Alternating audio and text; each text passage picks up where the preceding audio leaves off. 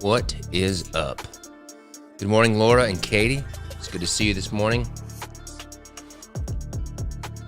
Hope everybody's had a good week so far. I've had a pretty good week, been pretty productive. Today is going to be a little bit different.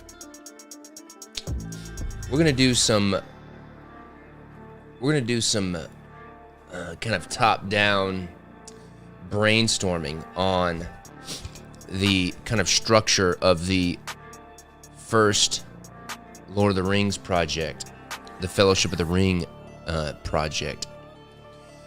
Now, what I mean is just basically me figuring out,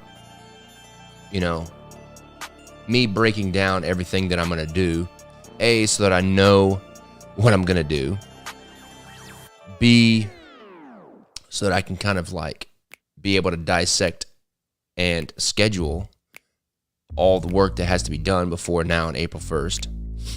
And C, just trying to figure out and establishing how each of the project / decks is going to work, because there's going to be a Fellowship of the Ring project, a Two Towers, and a Return of the King. And when I kind of establish this first project, with how many decks and how they're going to be whatever, it's going to kind of establish how the other two are going to work, because I want them all to kind of feel the same. So that's what we're going to do today. So a lot of this is because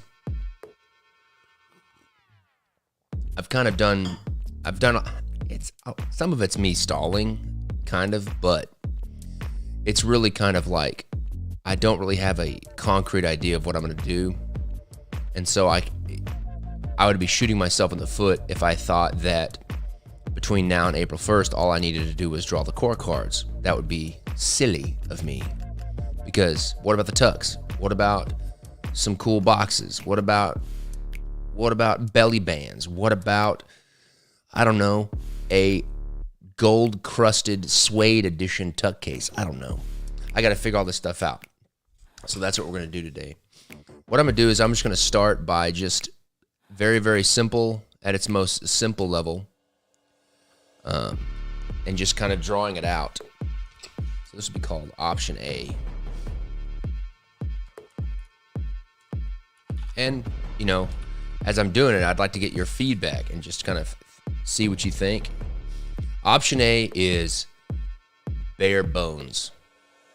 The simplest that I could do any project in terms of number of items, the amount of work that I have to do in terms of artwork. So we're going to call this option A. Option A is basically you have 3 decks. Let me just make a new.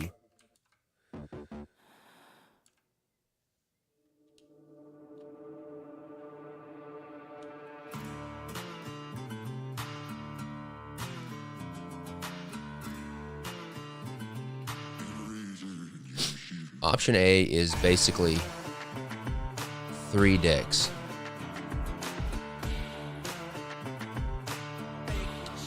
You have a standard, edition. You have a limited edition. And then you have a gilded edition. The standard edition would be the deck that I would end up printing a lot of, and the deck that I would end up keep printing, that I would continue to sell on my website. Print tons. Well, this would be, we'll call this available after Kickstarter.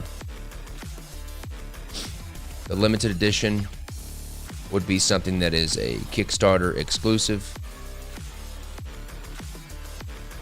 Or, well, let's just say for right now,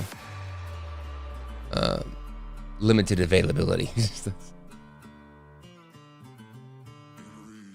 And then also for the gilded, it would be limited availability.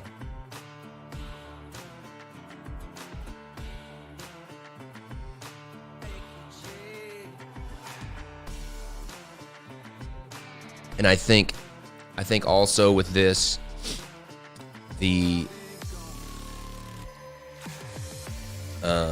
gilded edition would come with some type of book box.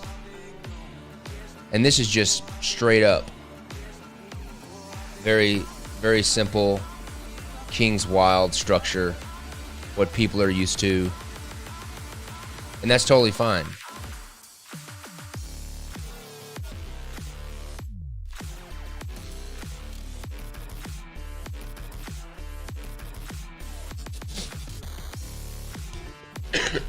And I don't know what the prices would be. It would be mostly something like, I don't know what it's going to be yet, but it's going to be something like, this will end up being, during the Kickstarter itself, this will probably end up being $12 to $14. It just depends on what we do. But then retail after the Kickstarter would end up being like 14 to 16. The LTD would be somewhere like 25. Let me think here. I don't know yet. And don't hold me to these. Don't hold me to these prices, because I don't know. Because I don't know what we're doing. Well, you said it was going to be $20. Just kidding. So this could be, anywhere from 20, I'll even say 30, I don't even know. And then this could be anywhere from like 40 to 65.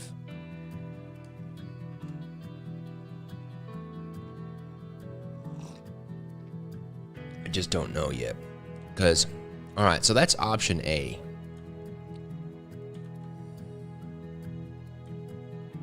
So we're going to put all that together so we can just turn it on and off. All right. Option B.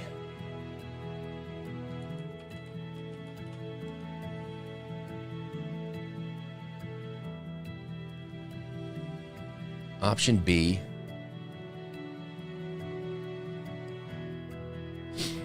Now, I was having some thoughts this morning.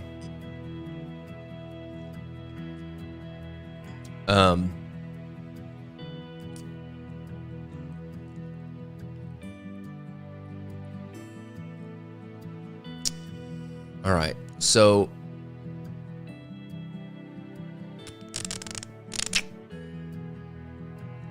this was an idea I had this morning, and I'm not sure how it will work. So I'm gonna have to think through it as I'm doing this. So one of the ideas that I had this morning was, now I'm gonna be straight up with you. One of the things that I think about in this, there's no reason for me to lie to you, and there's no reason for me not to be 100% transparent about it. One of the things that I think about in this whole process of like trying to figure out how I'm going to do things, Uh, here's the factors that play into it. One, always, and I know this sounds so stupid and superficial, but the biggest driving force behind everything that I do is what I think is cool and interesting. And I think to myself, what would I think is dope to buy as a thing or as a set? And so that totally 100% drives basically all the decisions I make. And it even drives it more so than the money in terms of like the profit margin or how much money I'm going to make. Totally more than that. If I don't think it's cool, I'm not going to do it, because I won't be inspired by it. And I have learned my lesson in the past, and I know myself too well that if I'm not interested in it, if I'm not inspired by it, I will not be interested in it, and I will not finish it. And if I do finish it, I'll do a crappy job, and I'll kind of phone it in. So the first thing is I think about what's cool and what I think would be awesome, and what would wow people, and what would make people also think it's awesome. And then second of all, especially with the Kickstarter project, and especially with the Kickstarter project like the Lord of the Rings, I'm thinking about how I can make the most money in terms of get the biggest pledge goal, because I would be lying to say if I'm not competitive and I don't want to be, well, I know I'm probably not going to beat that 1000 guy. That's just ridiculous. But I think about that stuff. So that's one of the things that I'm thinking about, because this deck is going to have it already has a lot of work. I already have a lot of hours into it. And it's just gonna be a thing where I gotta really hit it hard, because this is definitely a once in a lifetime thing, and it's definitely a thing that I don't want to screw up, and I want to do it big, because you got to go big or go home. So one of the ideas that I had, and I'm not sure how it's going to work, but I'm just going to think through it, is, let's see.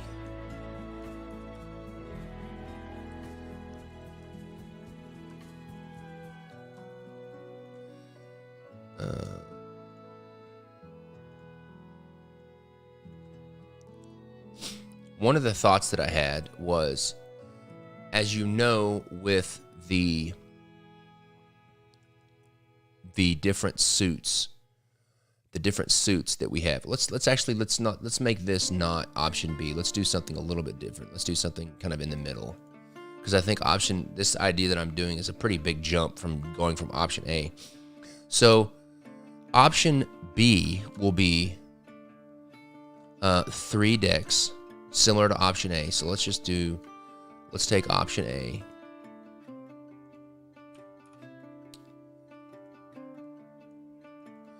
Let's call it option B.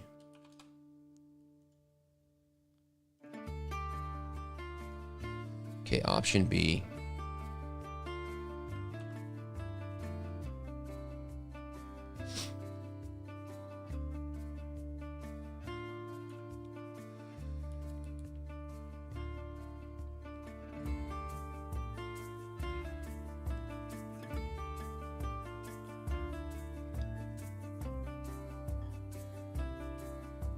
All right, so option B would be it's so hard to think about. The thing that makes this project hard is each of the projects I can't think of each project by itself without not thinking of the other projects and how all of it fits together.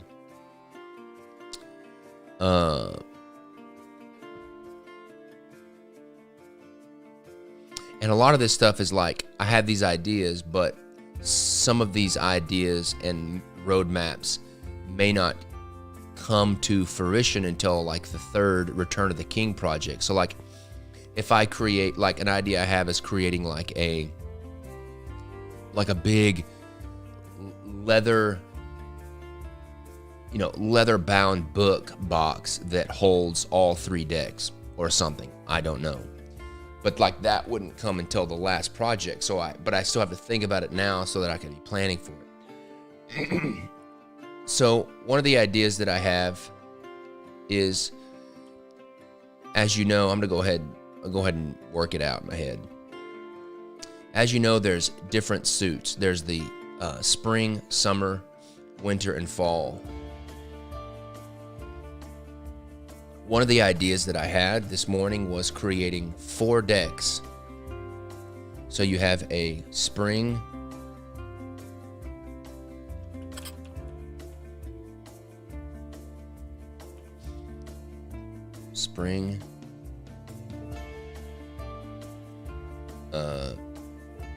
summer,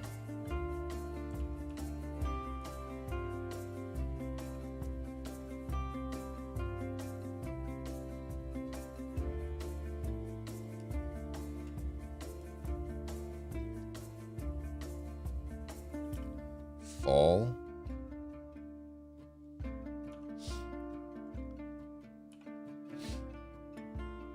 and then winter.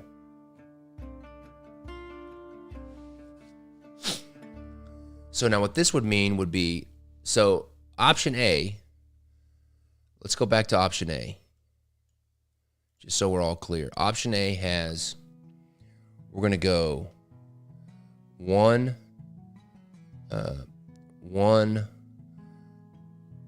overarching back design.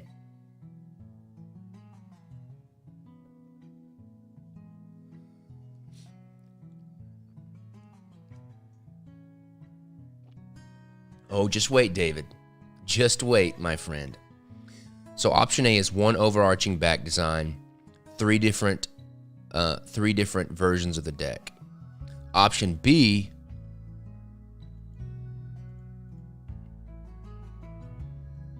the idea for this option B is that you would have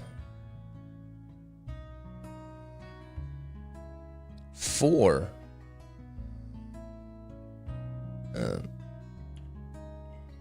you would have 4 different back designs.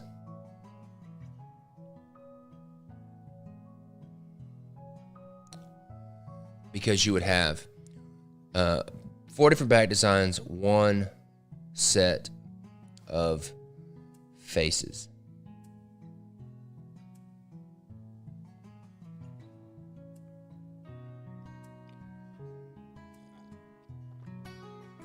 So you'd have 4 different back designs. So you'd have a spring back design, a summer back design, a fall back design, and a winter back design that would match the suit borders that we've created. Now,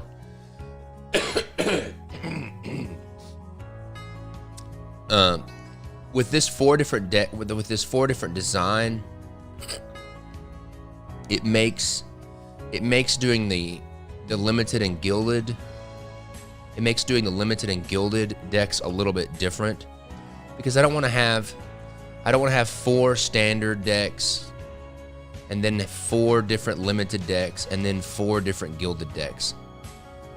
That's just too many. That's almost, I mean, that's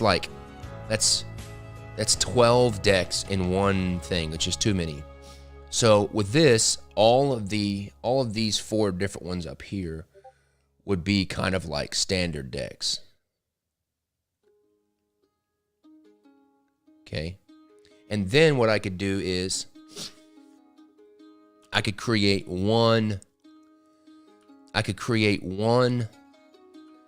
kind of amalgamation of the LTD deck, of an LTD deck that would also kind of become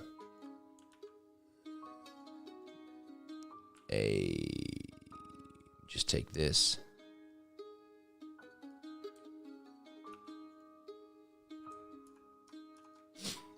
Would also kind of end up becoming the LTD deck. I mean, the gilded deck. Now, what this would mean would be, instead of 4 different back designs, I probably would do a total of 5 back designs. So what you would have is you'd have a spring deck with the spring back, a summer deck with the summer back, a fall deck with the fall back, a winter deck with the winter deck. And these are all the Fellowship of the Ring. Then you'd have an LTD and Gilded. You'd have an LTD with a kind of an amalgamation of a different back design. So the tuck would be the same, and you would just have the book box with the gilded and the gilding, obviously. Okay, so that's option B. Another thing of this is, like David was saying, and I had this idea this morning as well, the way that it would work would be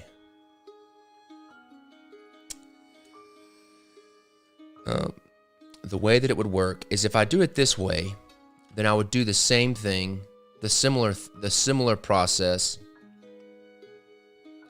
a similar structure for the subsequent projects. And what I would do is, so I would end up having three spring decks for Fellowship of the Rings, Two Towers, Return of the King, Summer, so on and so forth. And then so the idea would be to, on the spring decks, let's just do it like this. So each one of these decks would have, so you have to think about Fellowship of the Rings, Two Towers,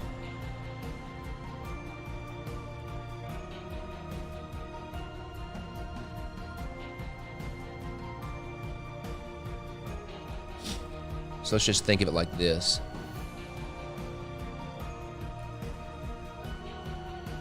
Okay. So this is called Fellowship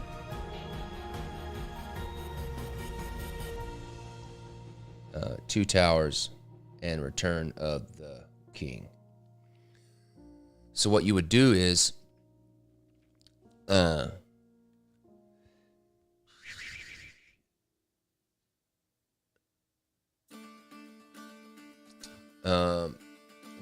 me think.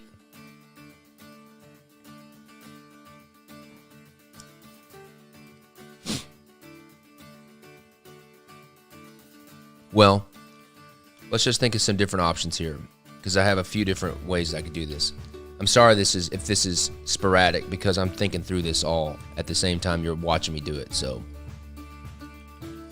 okay, imagine these being all of the season decks from the Fellowship of the Ring. What I would do is I would create some super dope quadriptych panoramic image that if you bought all four, and this may be how I could have a standard edition, limited edition, but then it just makes it to where there's just an obscene amount of decks that you'd have to buy to get all of them, which I don't think is super cool.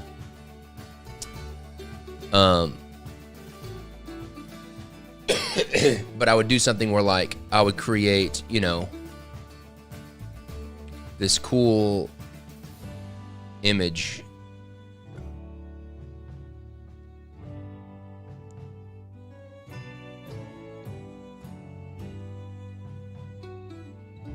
I don't know. With a really cool panoramic image to where if you put all four season decks next to each other on the back, they have a cool panoramic image of something. And like with the Fellowship of the Rings, it would be something that's like, you'd have the title, the Fellowship of the Ring, and then you would have like some kind of panoramic image behind it that would be thematic based on that story. So like the Fellowship of the Ring, I can easily see that kind of iconic silhouetted image of the entire Fellowship, like climbing on the crest of a mountain, and they're silhouetted by like a sunset, and you see all the different iconic profiles. So that's one way to do it. Now, the only problem with that is if I do it like this, where the panoramic image is, I'll call it baked or printed into the tuck case itself, then the problem is if somebody can't afford to buy all the decks, then it kind of leaves those people out to dry, because then you've got one deck that's got like, you know, a piece of the panoramic image, and it's not like it's not a complete. I would want the decks themselves, that if you only bought one deck, that the deck felt complete by itself. And it makes it hard to do that if you're printing something into the deck. So a way around that is I could make the decks themselves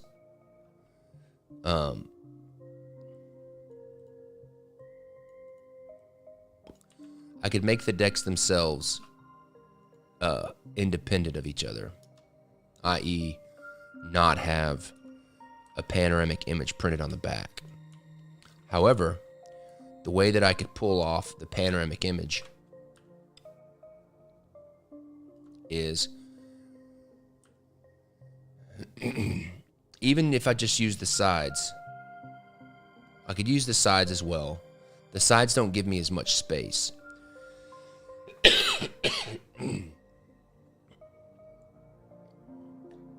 I'm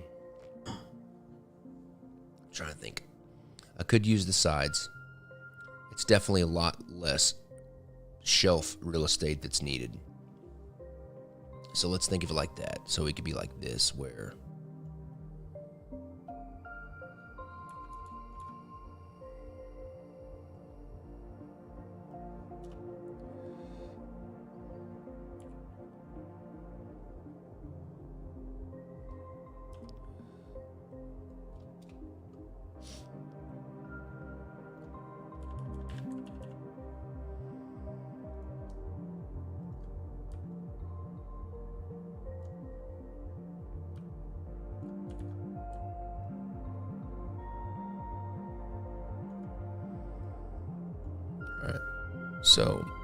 So the other option is we have something like this,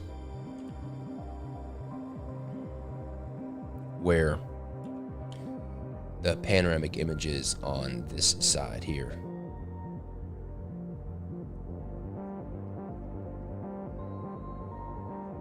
Something like that. Which I like that, because I also have to think about it in terms of the overarching thing.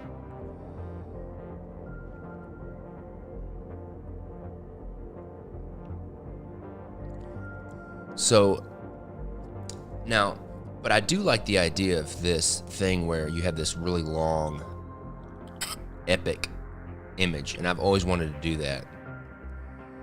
I just don't necessarily want to bake it into the tuck case itself. So what you could do is just keep pulling this out.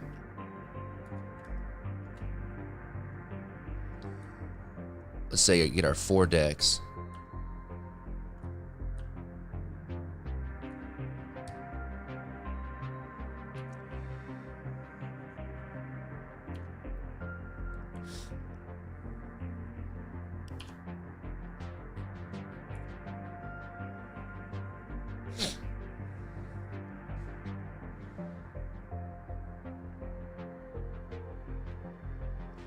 So that's a good idea. That's a really good idea. I like that idea a lot. And I have thought about that, David, of thinking about, you know, instead of just making one set of decks, that you take all 12 decks, to where, say these 4 are the Fellowship of the Rings, then you've got like 2 towers, and then that would be a brick. And so like you have 4 seasons of each deck. Then you've got 12 total decks like this. So you have 4. Let's work that out in our heads here.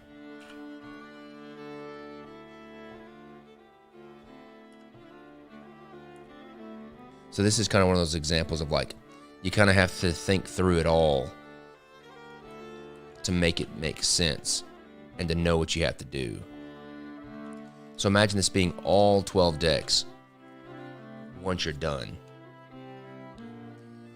Now, this could be a thing where you've got one, epic panoramic of the whole kit and caboodle that goes across the whole, all 12 decks.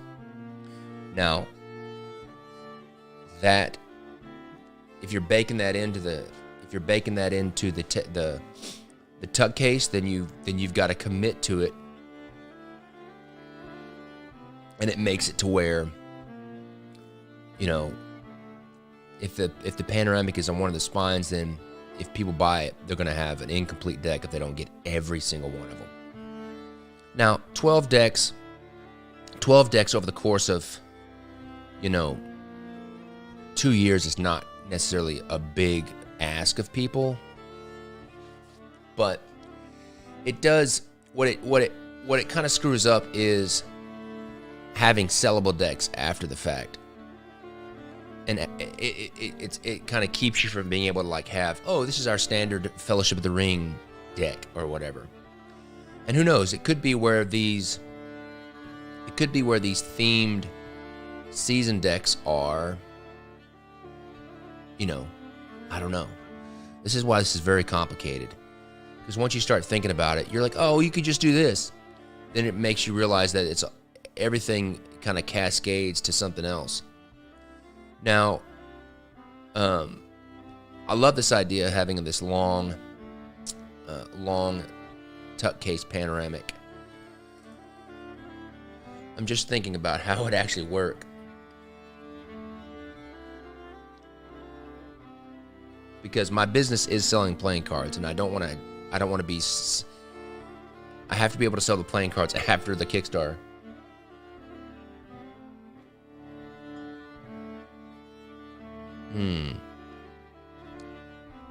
Another idea is that the four decks could be interdependent, or it could be independent of each other, meaning they don't have necessarily the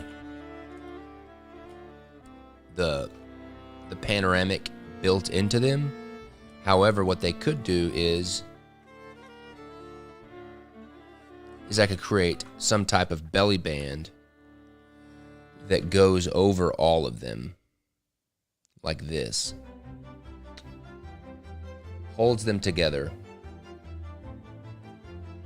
And maybe the set goes in, like I think Chris said, a cool collector's box, kind of like the the Beatles box or whatever. And on this belly band or whatever is the panoramic or something.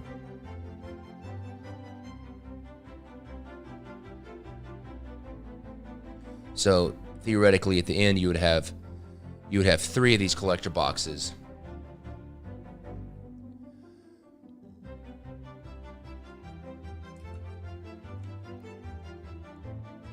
You could have a collector box. Now,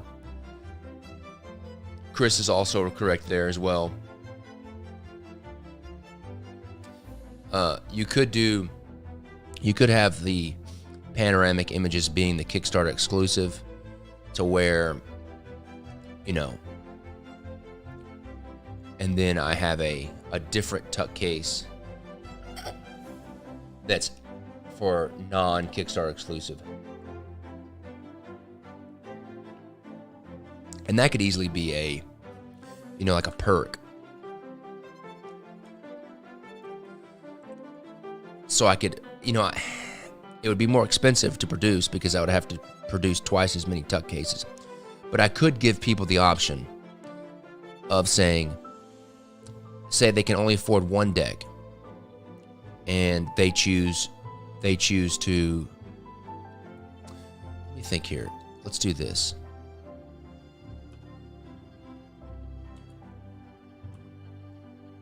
Let me just think through this a little bit.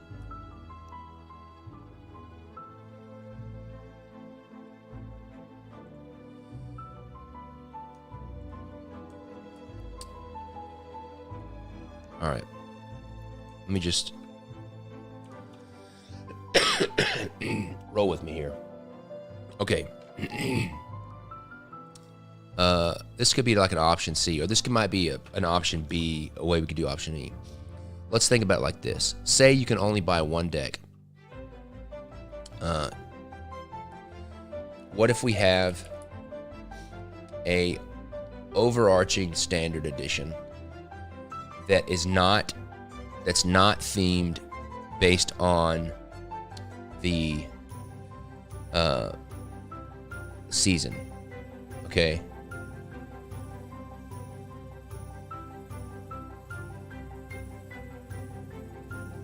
Okay, let's say we've got a... Should write this.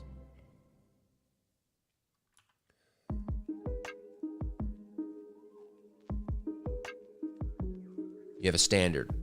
And so like this would be the deck that's $12 to $14 that has an independent tuck case. So let's just do some bullet points here. $12 to $14. Independent tuck. And this is the one that we would use for mass production after the fact, when I print billions of these. Okay, so that's like at the top level. And then under that, we have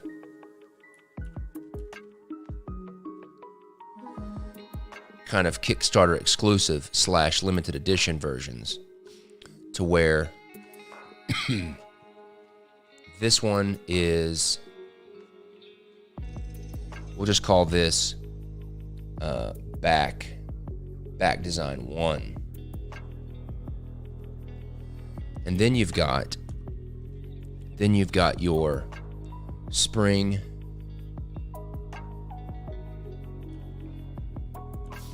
summer,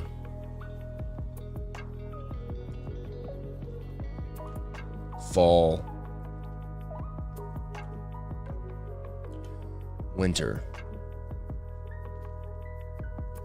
And then all of these, this whole group is, limited edition. Here's the thing about doing a Kickstarter exclusive. The thing I don't like about Kickstarter exclusive is it's hard to make numbers, because if you do a Kickstarter exclusive and then you do limited edition numbers, then you're always going to have extra numbered ones after the fact, because if, say, 1,329 people pledge for a Kickstarter exclusive deck and you have to make those decks limited edition, you're not going to print exactly 1,329, because that would be stupid, because you would end up not having enough. And you're also not going to make the numbers edition numbers. Well, at least I'm not, because my obsessive compulsiveness would not let me do that. I wouldn't be like one of 1,329. I would round it up to like 1,500 or something like that. And so you're going to have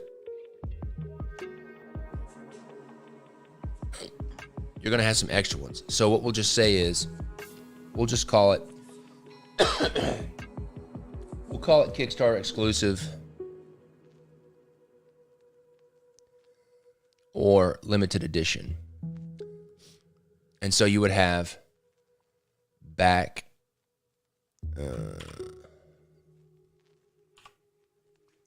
you'd have a spring back. It's going to be a very expensive project. Summer back, because all these print runs. Summer back. Fall back. Fall back, all right. And then a winter back.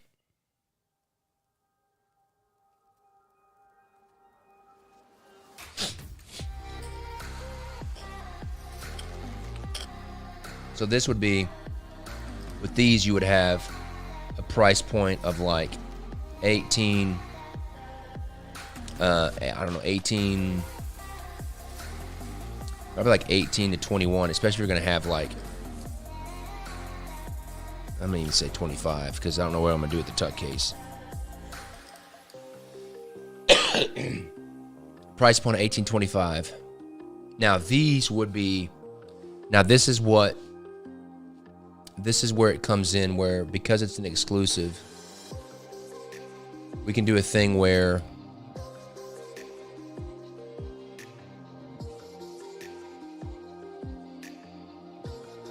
the spines have our panoramic image on it.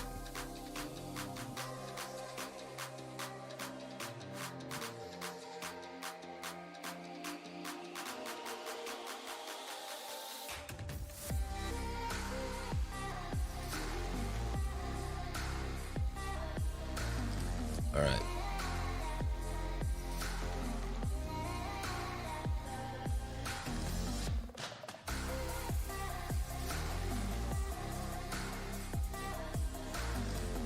And for this, we would also have, so this would have panoramic sides.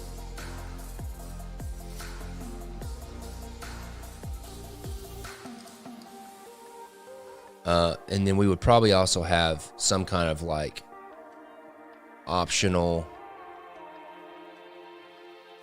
collector's box. Whether that's now, see, the cool thing about the collector's box and having the 4 seasons is I can do something like this where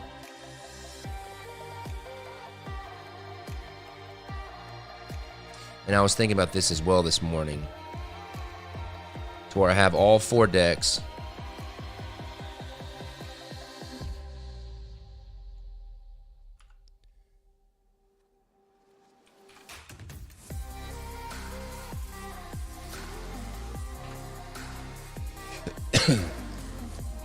And just like the gilded book boxes that I make, it could be, and I think this is one of the coolest, I think this would be one of the coolest things of the entire project. And this kind of goes back to, I want to do things that I think are cool. But if you imagine, you take these 4 boxes, and imagine like my flat table players leather case, okay? And then you create like a leather bound box that holds all 4 decks.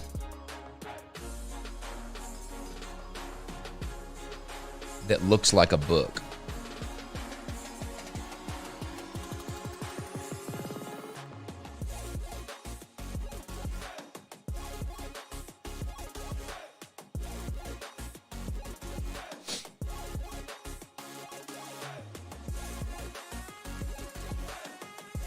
Just draw this a little bit different.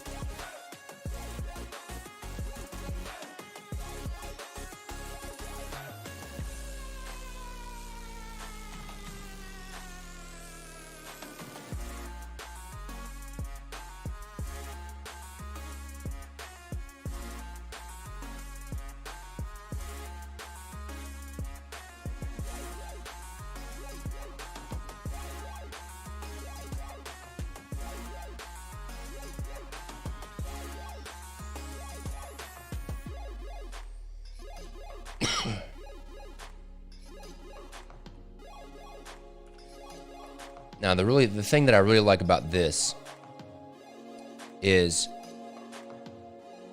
I remember getting I haven't bought DVDs in decades, but I remember when the special edition Lord of the Rings DVDs came out. They came out in these really cool boxes that looked like books. And doing it this way, having 4 of each, having 4 makes it to where it fills a book box. It fills something that's rectangular up correctly. But what that means if I do this is that at the end of the project, you could have each 4 seasons of each deck. And then you would have these 3 book boxes that would be the size of actual books, that would be different colors or whatever, different color leather or different color textures. And they would each be of each of the books. You know, Fellowship of the Rings, 2 towers. Um, and then a Return of the King. And then you could have those 4 book boxes on your shelf, which I think would be awesome. And then you could also, and you know, the book box could be optional, because maybe you're not the person that wants the 3 books on your shelf. That's what I would do, because it's just what I think would be cool. But we could also make it to where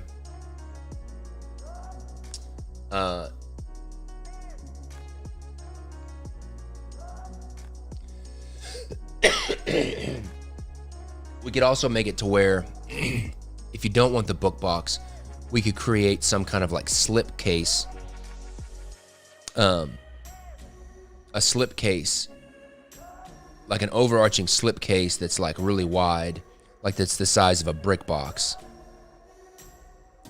And then you fit all 12 decks in the end. You know, we could do that either way. But that doesn't have to come until the end.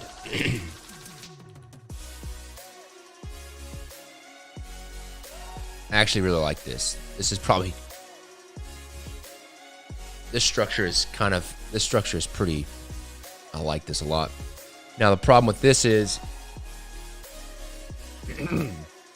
and then you would have, trying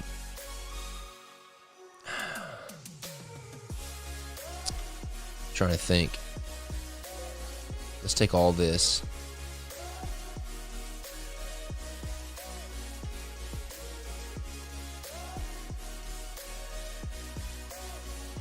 Because we need to have a gilded edition.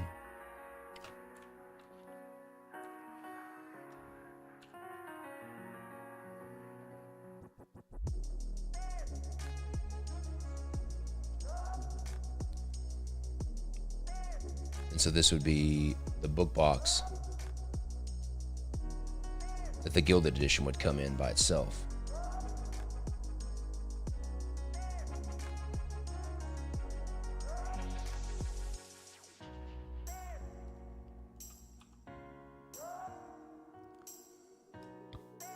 And so to make this gilded edition even more unique, holy moly. So this would be a gilded back design.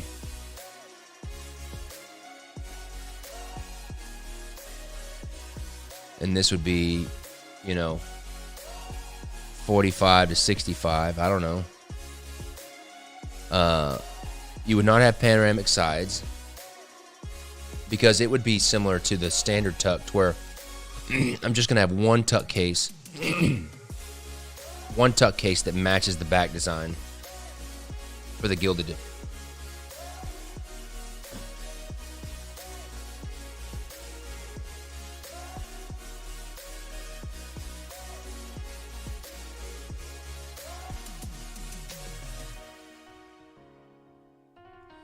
So if I look at this structure, which I really like,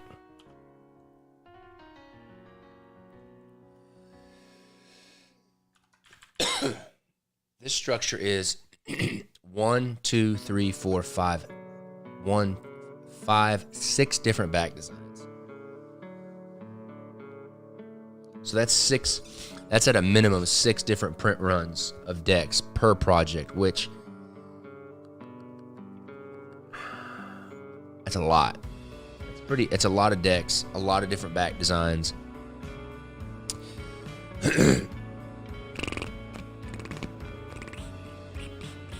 Now, we could do it to where, to mitigate the amount of funding goal that we would have to raise, we could start out with the standard deck.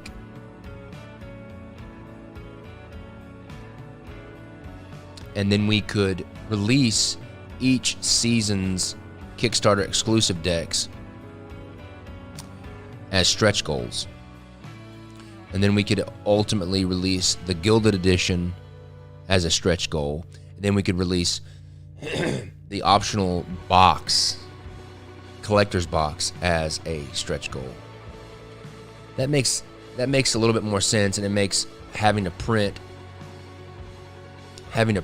that many different back designs a little bit more palatable, I guess.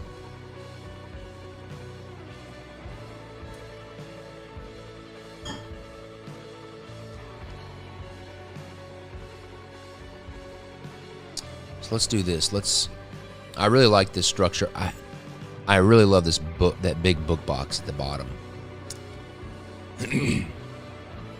So let's think about how we would run this. How this would run here.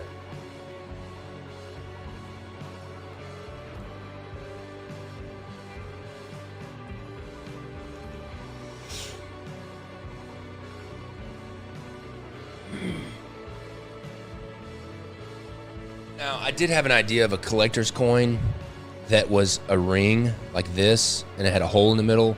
Then you had like the black speech on it. I'm still thinking that through though.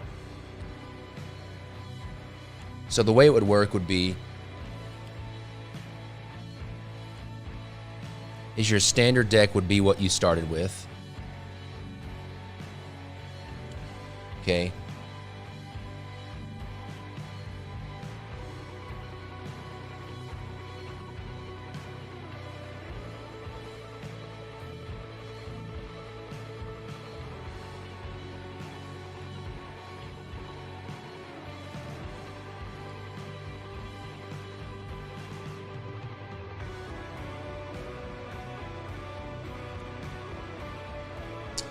Now we could do a thing where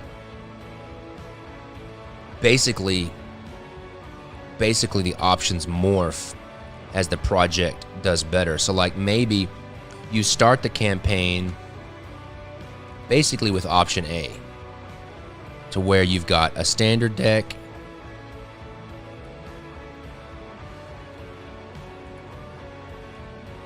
yeah.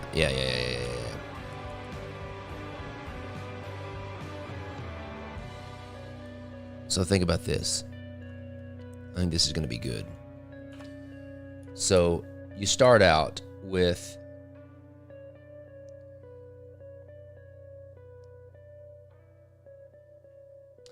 here's the thing about the problem with just starting with a standard edition is that you're not going to raise that much money with just, a $12 to $15 standard edition. You're definitely, and if that's all you have, you're not going to raise enough money to like push past a kind of stretch goal. So like this would be, we would start with one tuck.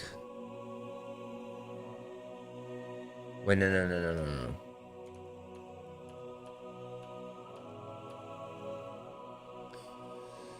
You would have two tucks. You'd have the standard tuck by itself, and then limited and gilded would be the same tuck. So you'd have one back design.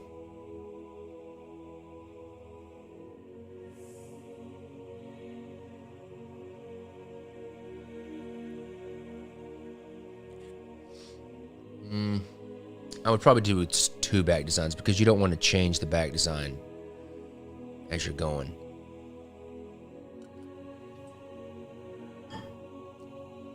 So these would be non-themed decks, non-season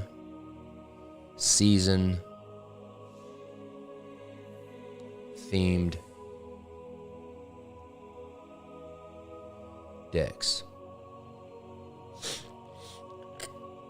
Okay. So having a standard, having a limited, having a gilded is definitely going to bolster that initial amount that you're going to get.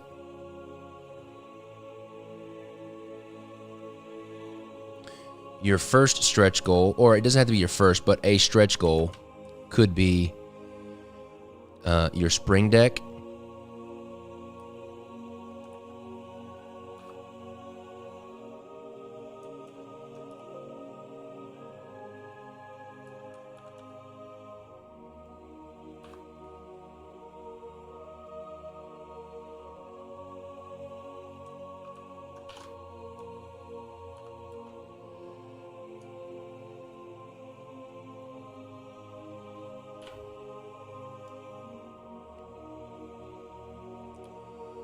So we'll call this stretch.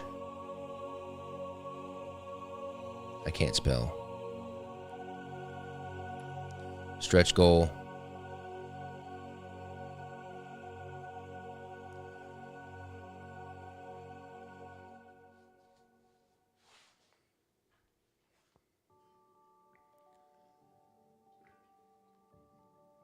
That is a good kind of halfway point, Alex.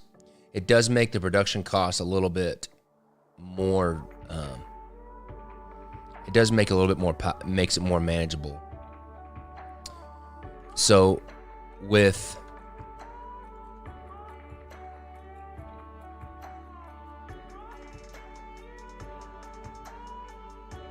so what you could do is you could automatically, as this stretch goal comes out, you could release all 4 season decks all at once. And I'll say season decks, I'm saying season tucks. So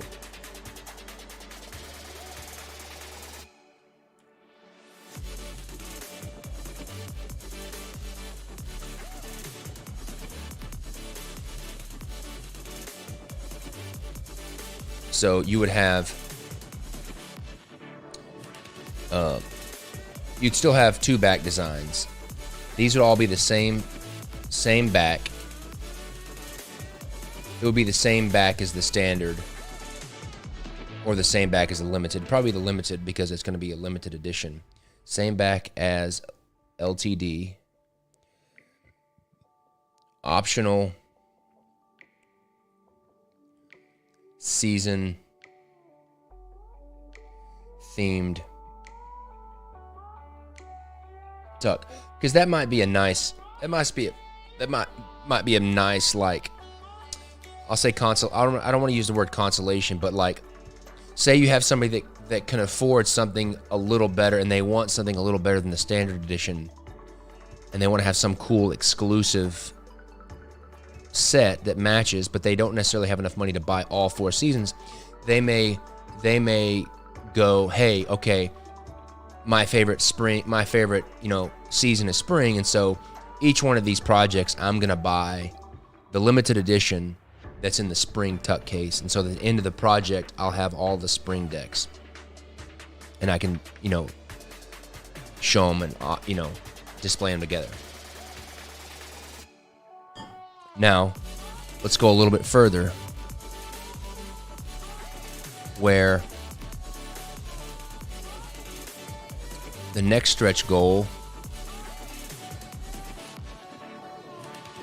is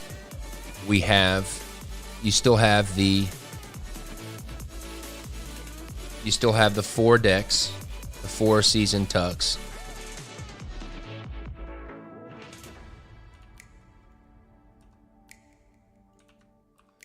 But with this one, maybe with this stretch goal, we make it to where with this stretch goal, it unlocks 4 season themed back designs.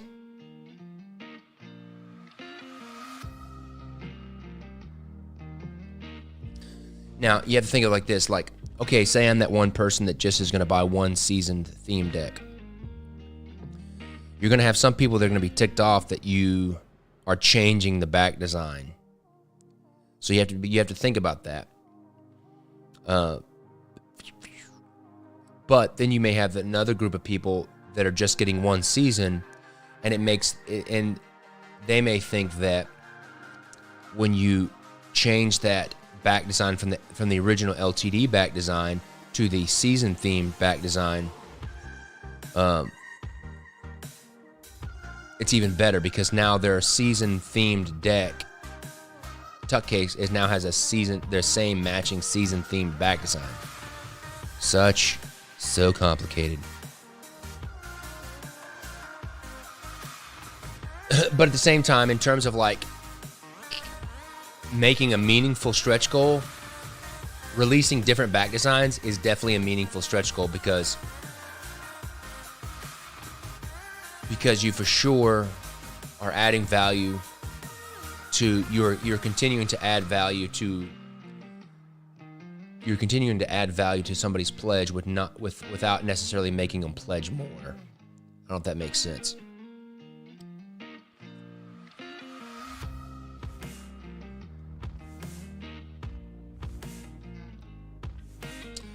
And then finally, and this is not all the stretch goals, we could make the collector's box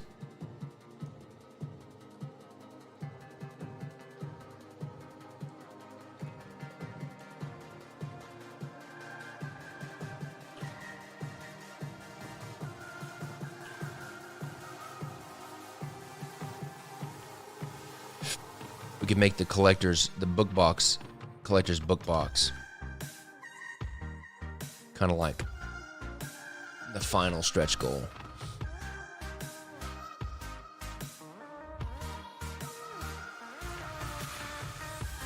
All right, so you'd start out with standard, limited, gilded. You would keep the gilded. The gilded would stay the same throughout the whole project. I kind of need to visualize it a little bit differently to get my head around it, to think about, because really I have to think about all the different back designs.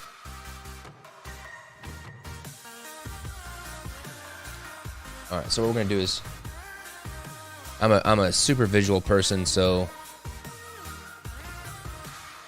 this represents back of a card. Let me round the corners.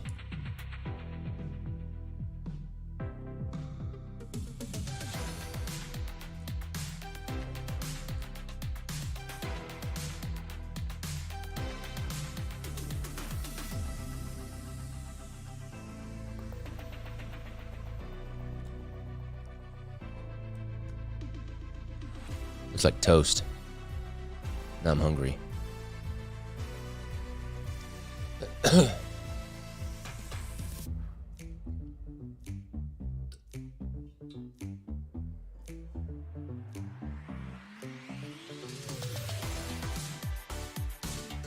Yeah, Sergio's right. Having the different back designs and the themed season decks and them not locking it behind some kind of like, well, you can only get the season theme decks if you buy all 3 of them or all 4 of them. I won't do it like that. I think that's a douchebag move, so I'm not going to do that. So if you just want to buy you want to have a limited edition deck, but you hate winter and fall, you know, you can do it that way.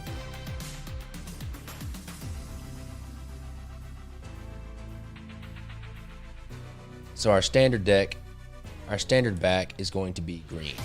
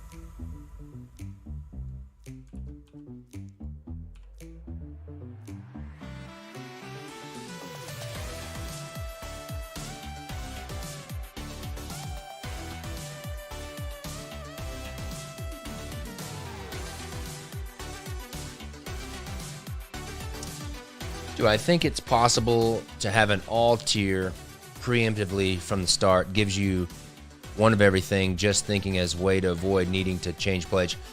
The reality is, excuse me, having that kind of a pledge is hard to do because you don't know if you're going. See, the thing about it is the only way for me to make an everything pledge tier is I have to have basically no stretch goals, because you have to commit right off the beginning to produce everything. Because I would have to make that tier priced such that it makes it to where I can afford to produce everything, and also, I'm not losing a ton of money or whatever. So those kind of tiers are hard to do, because as you're releasing stretch goals, you would have to scale the price of that tier, which that makes it hard.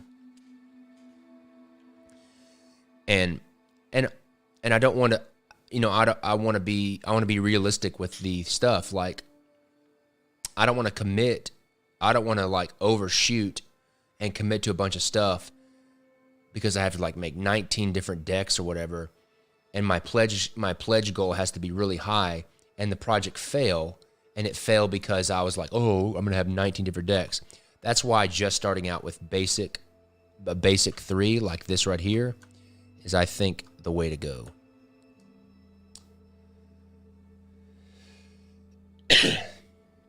So the first stretch goal, you would start with 3 decks: limited, gilded, and standard.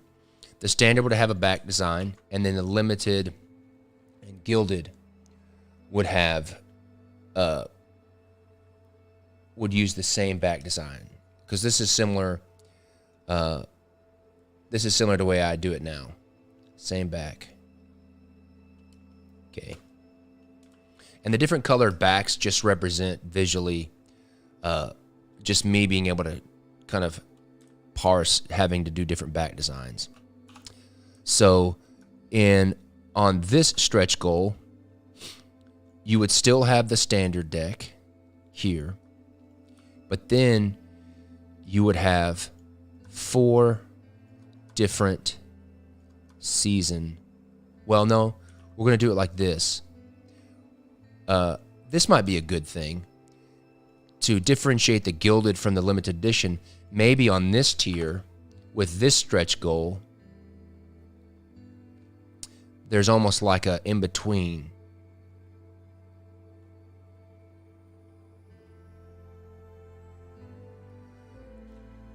To where with this stretch goal, we don't necessarily release the LCDs yet, or the different theme decks. We release a third back design.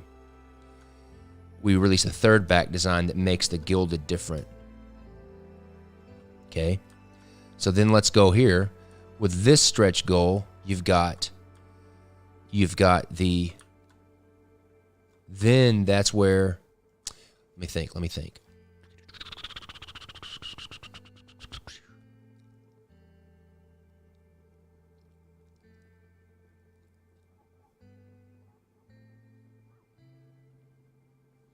Yeah. So with this stretch goal, or with this step, this is going to be huge.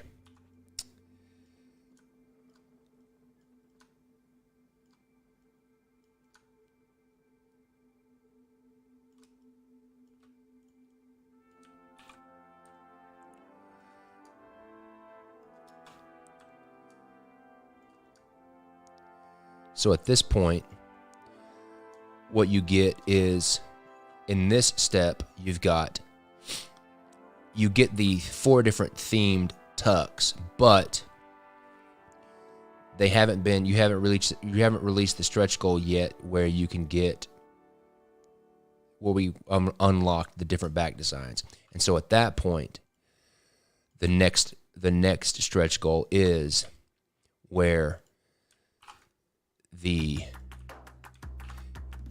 then we release the season themed back designs.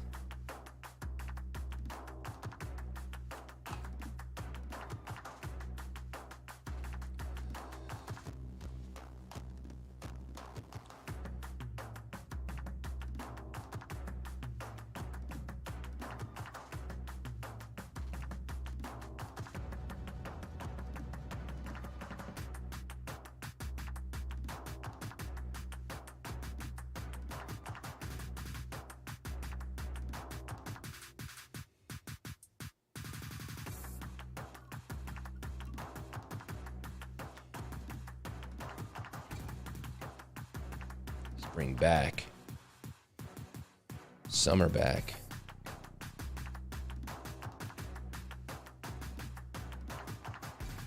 fall back, winter back, standard back,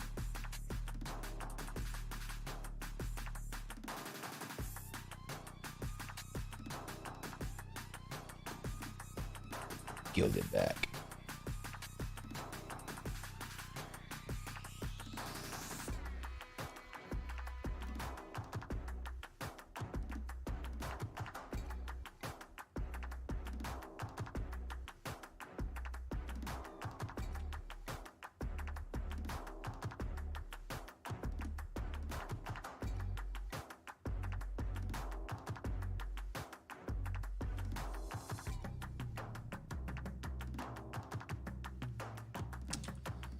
All right.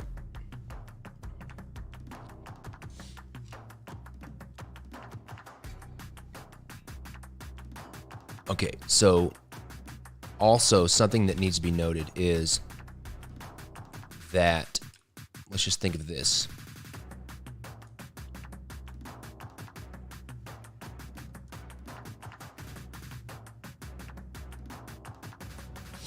In this tier,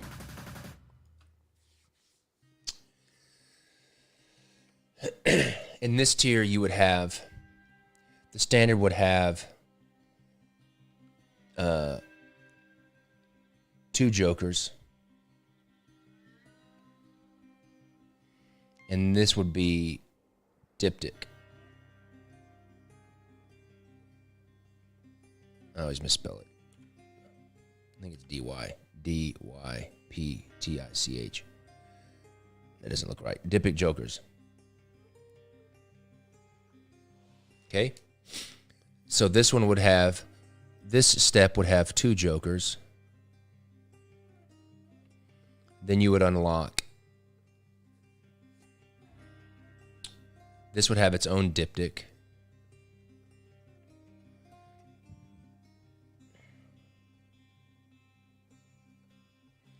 And this would have its own diptych. Now, I know that I said that I would want to make the decks interdependent of each other. The only way that I'm going to kind of give people that just buy one season deck a low blow is with, and just because I wanted to do it, because I think it would be awesome, and I've never seen it before. So this standard, in this tier, this standard edition would have 2 jokers.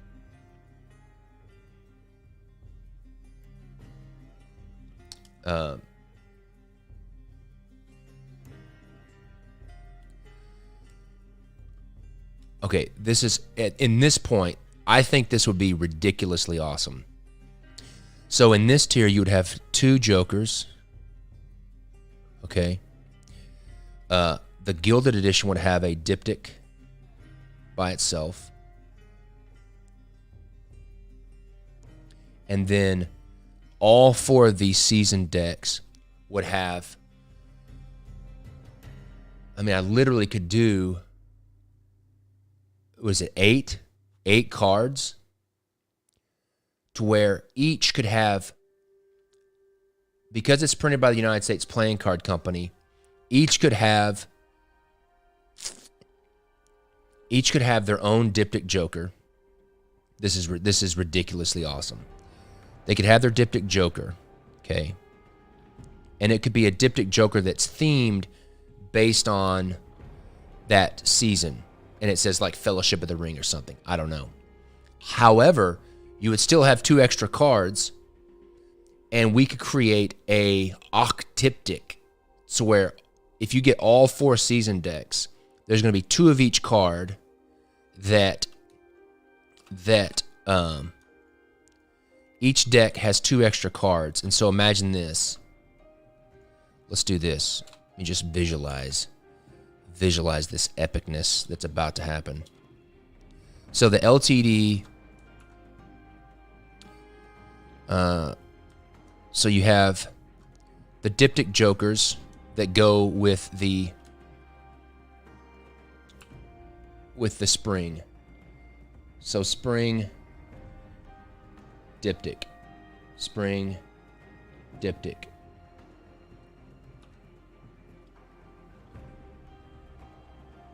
And then you have two summer diptychs.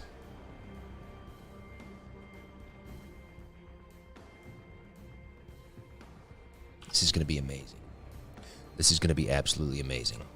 And I already know what it's going to be. It's going to be Gandalf fighting the Balrog on the bridge of Khazad-dûm is what it's going to be. Then you've got the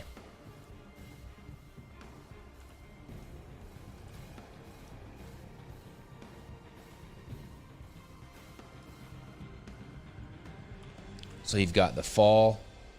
I think you know where I'm going, but I just have to visualize it so I can actually see how many cards I have, how much art I've got to do.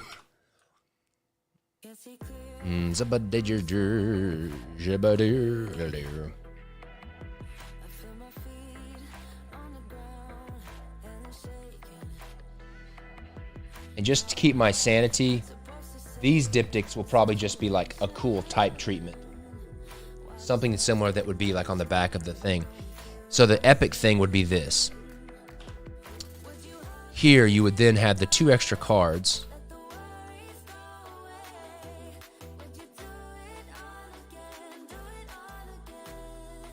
And they would be put together like this to make a huge 8-card Joker that has a scene on it. And this would be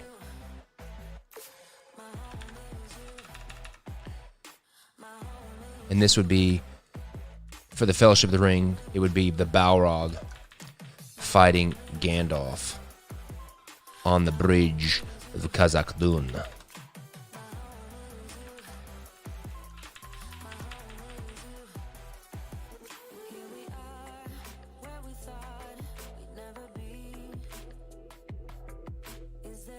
Yes, this is definitely a way to force people. Not force anybody. This is definitely a place. This is what I'm talking about. This is kind of a low blow, because if you put something like this in there, I know I'm going to be wanting to get this. So this would be...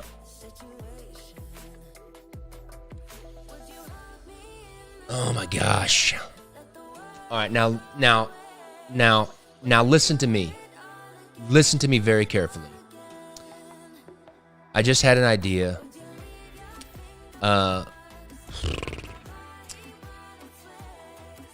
I just had an idea, and I think it might be awesome. So imagine if...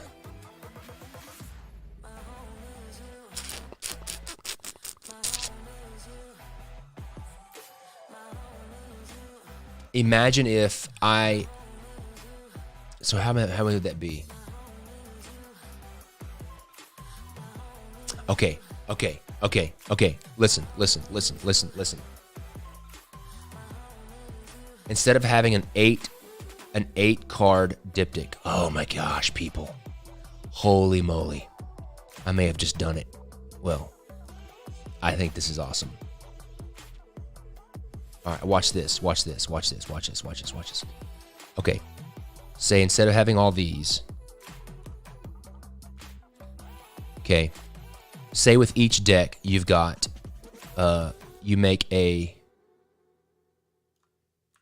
quad diptych Joker. So like this, you've got Gandalf fighting. You take some of those cards. They have their regular diptych Jokers here because we have the extra cards, and then those other 2 extra cards.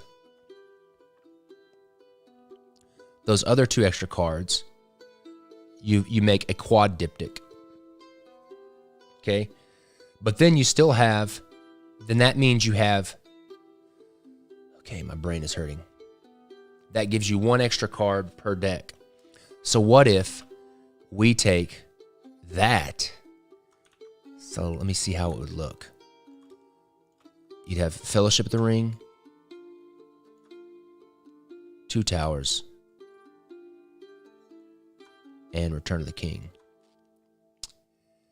Could you do it the aspect ratio as such. Because what I'm thinking is, what if each of the decks, you've got the Diptych Joker, and then you've got an extra card that when you match them up with the other season decks, it makes the Quadriptych Joker. But then, what if you take that second extra card in every deck and you pre-plan that at the end of the entire project, when you've released four season decks per book, Fellowship of the Rings, Two Towers, Return of the King, you put all these cards together and it makes a huge image of the map of Middle-earth. So, I don't know. That sounds pretty awesome. The problem will be is how do you make it? You might have to do it like this, where it's like this aspect ratio.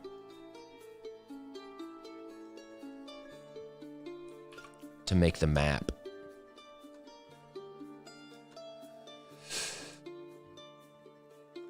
That's pretty cool.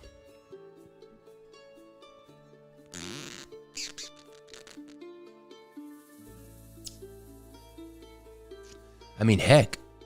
I mean, you honestly could you could have both worlds. You could have the front of these cards be the Octyptic Joker. And it could be like a double backer. Oh my gosh. That's how you do it. That's how you do it. That's how you do it. You can have your cake and eat it too. You could have the Diptych Jokers in each deck that have the back design on it. Then your two extra cards on one side could make the book-specific Octyptic Joker, but then on the flip side of the Octyptic, I don't know, whatever, the big Joker, on the flip side of the Joker, you could have your decks, your cards make a, what is that, 36? 36? No. 8, 16, 17, 18, 19, 20, 21, 22, 23, 24, a 24 card. The 24 card panoramic image of the map of Middle-earth at the very end. That's awesome.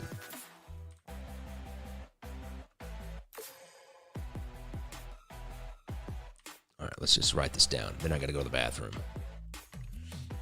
All right, so this would be each season. I'm just going to call them season decks. Each season deck has its own Diptych Joker.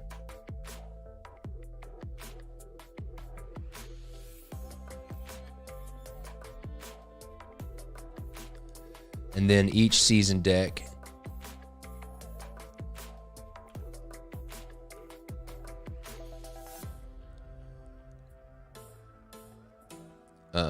then a season, well, a book specific Octyptic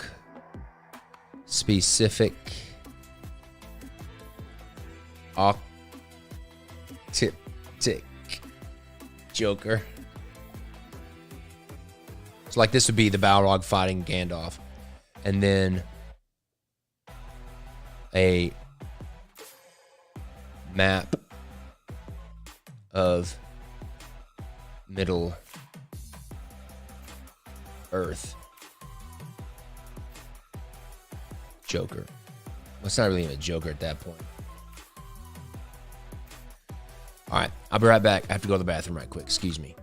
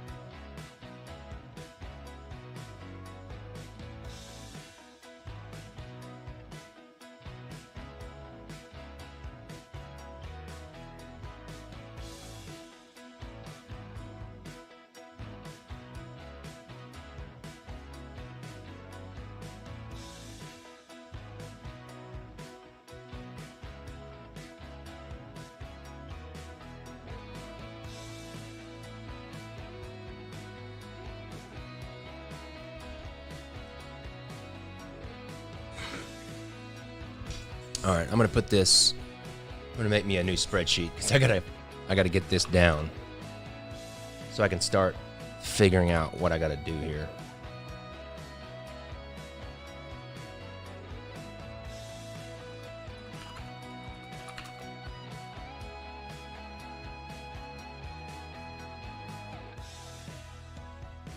All right. Here's my spreadsheet. Let's make a new tab.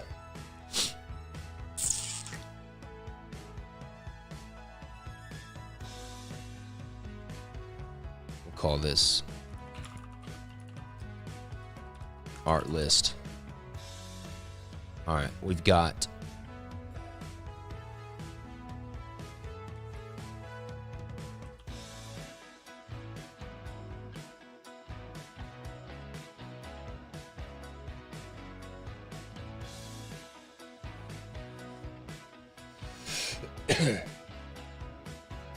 all right, so I've got the basics.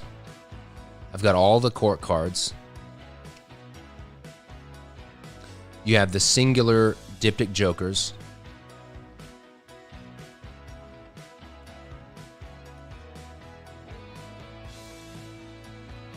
All right, so you've got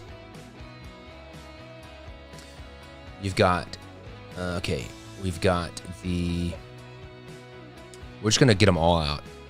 We're going to be, in our head and planning, we're going to be optimistic that we're going to be able to do all this stuff. So we've got the standard back design.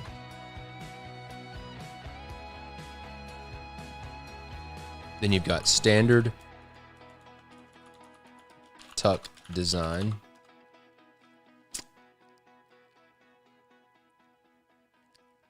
Well, I think about it. You can still have a diptych joker.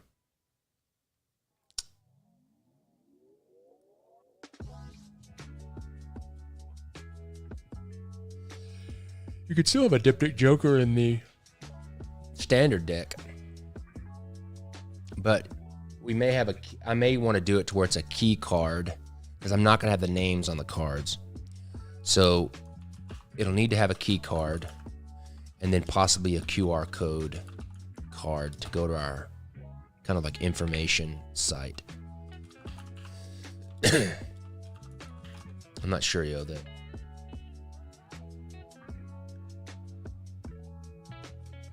Yeah, that would suck if we don't reach the last stretch goal. Don't say that, Sergio. Stop it. Stop it right there.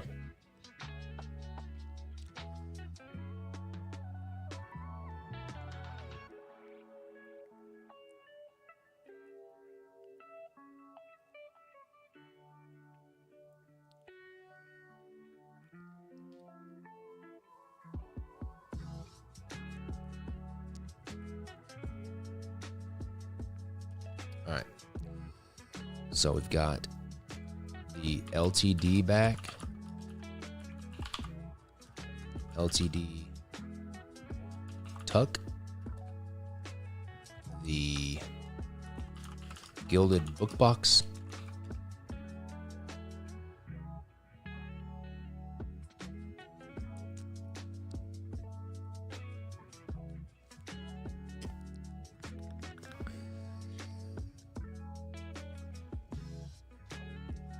oh man, spring diptych joker, summer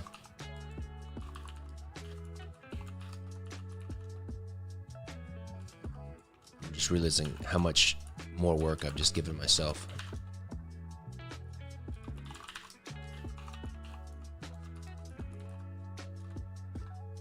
The good thing is I've already done the map. The octip.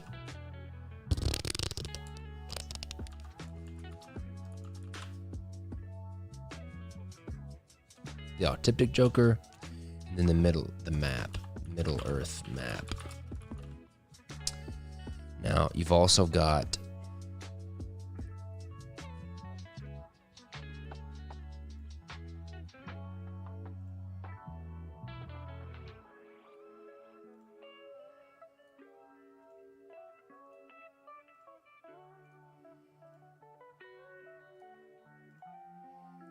You also have the spring back, spring tuck, summer back, summer tuck. Oh my gosh, so much. Like I'm basically tripling the work. Fall back, fall tuck, winter back. Oh my gosh, so much. And the thing is, I'm tripling my work and not extending the amount of time I've got to do it.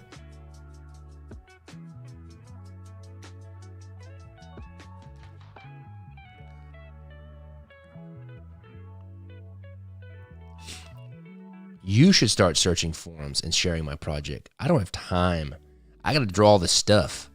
I don't have time to search the interweb to find forums.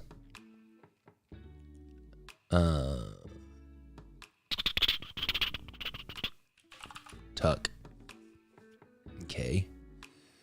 And then this is let me split these up a little bit visually.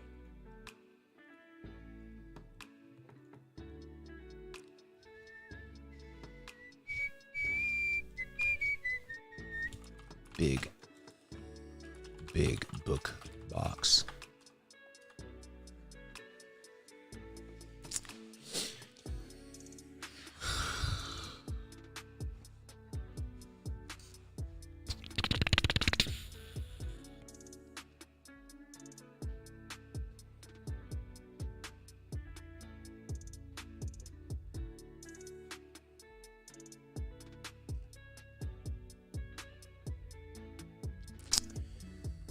When I'm looking at this, it makes more sense to maybe cut these cards off to be key cards.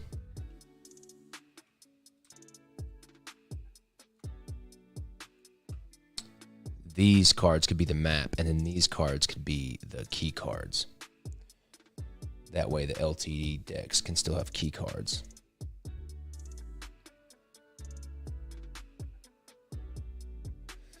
That also makes this kind of aspect ratio a little bit more doable with the map that I've already got.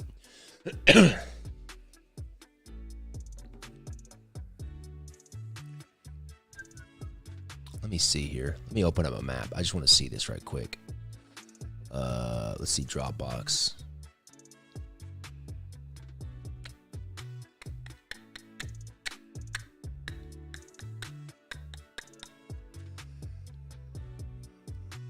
Lord of the Rings.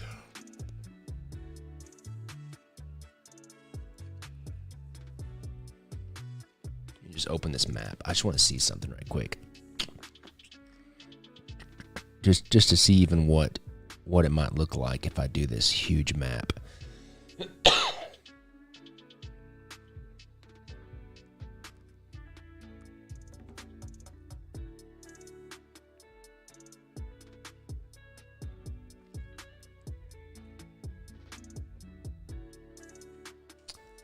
All right, let me open up.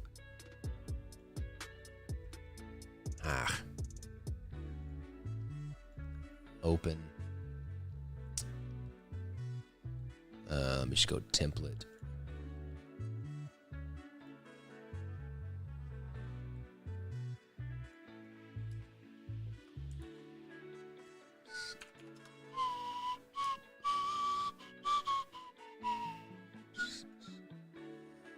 What is this image? 800? What is this? 300. So let's go 300 DPI. Should make it the same.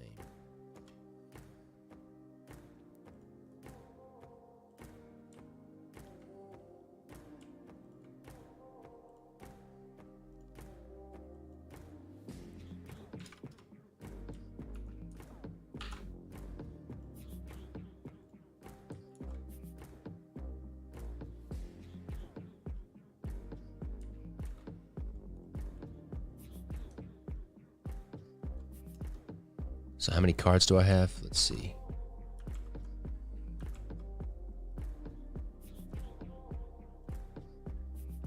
One, 2, 3, 4, 5, 6, 7, 8, 9, 10, 11, 12, 13, 14, 15, 16, 17, 18, 19, 20, 21.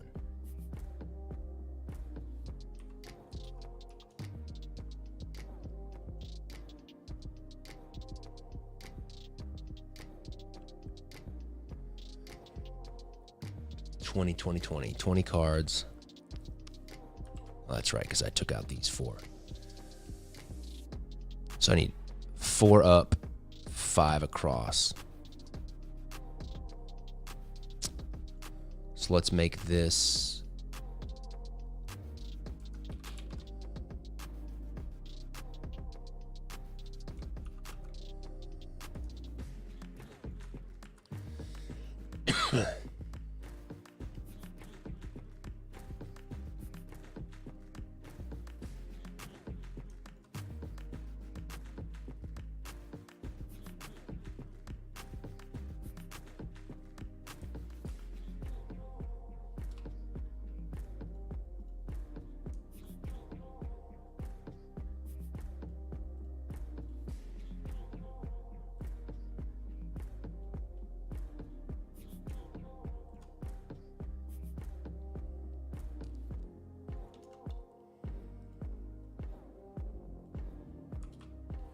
all right, here we go. Let's think through this.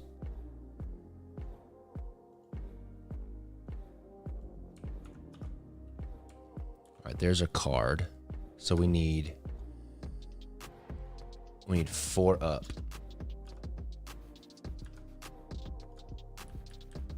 So there's 2, 3, and 4. So they could be, and then we need 5 across.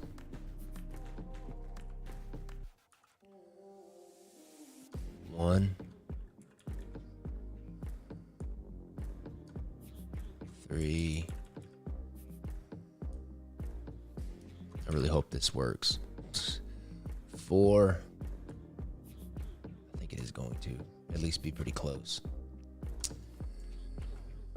Now let's see how close this will match up. It's not too bad.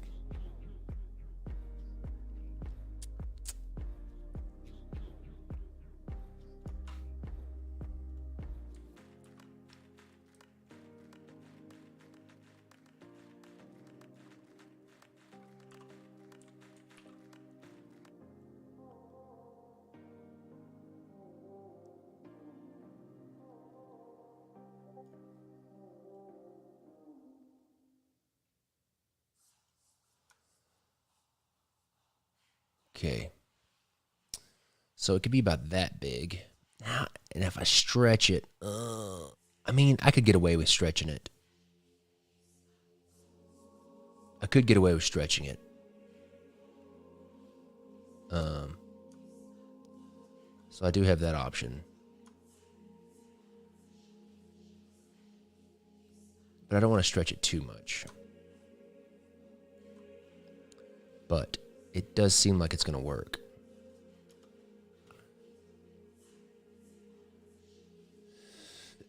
So that would be the big 20 card image that gets created. That's pretty awesome.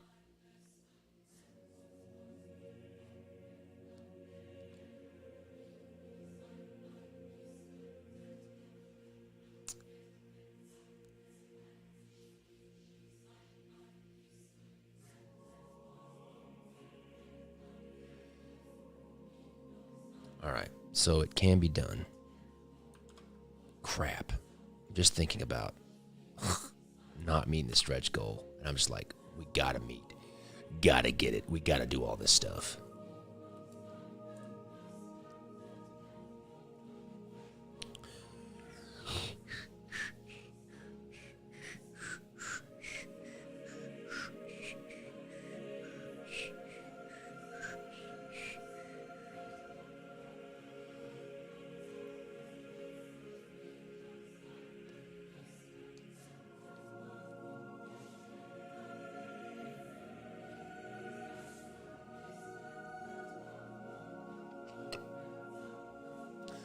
trying to think through some stuff now.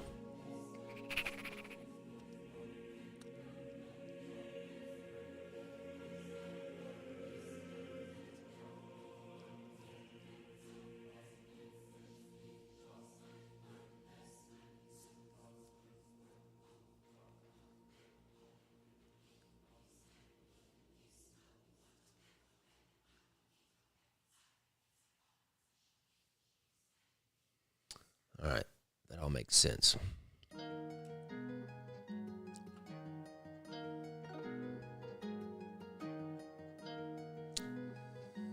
Standard back, standard tuck, key card, QR code, LTD back, LTD tuck, gilded book box, spring diptych, spring back, spring tuck, spring summer.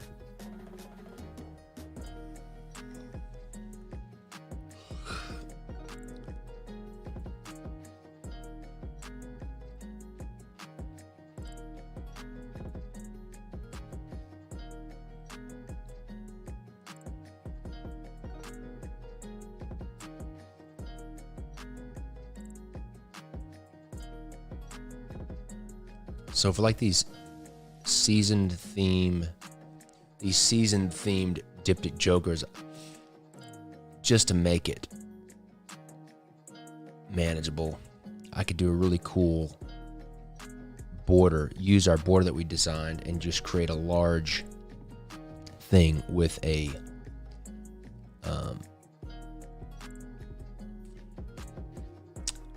type treatment of the Fellowship of the Ring inside. Yeah. I'm gonna call this spring themed border with Fellowship of the Ring type treatment.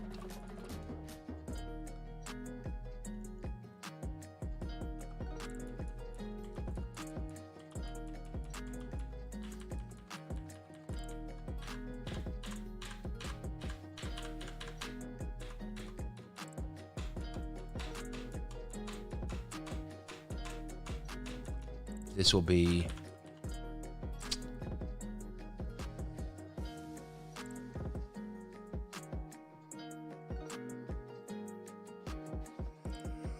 Diptych Joker will be the Balrog fighting Gandalf map. But I probably also do it to where I don't like that you have to fold it up, but I do like the idea of having a folded up map of Middle Earth inside the book box, the collector's book box.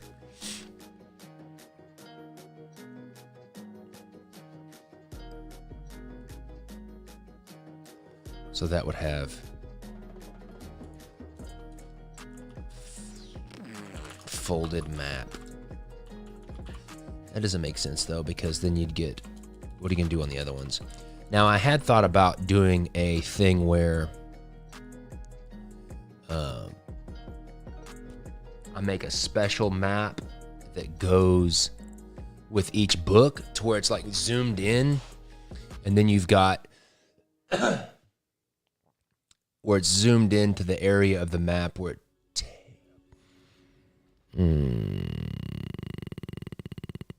trying to think.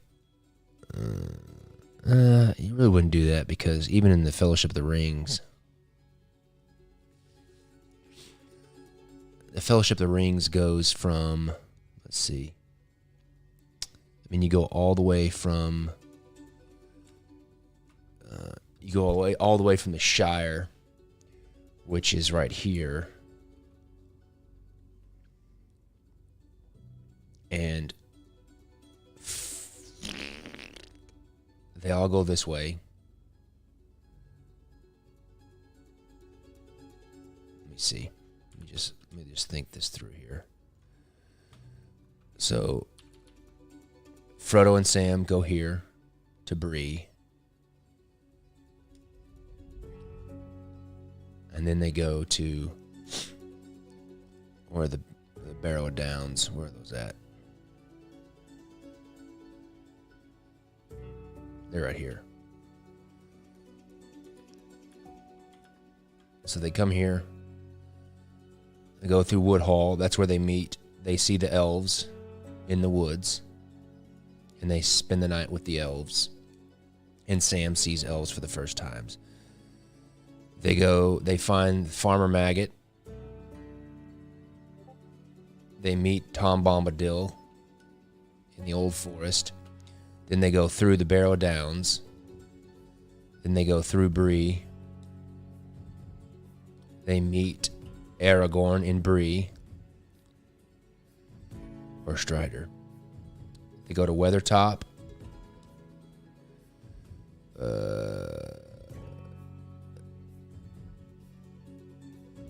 they go all the way to Rivendell.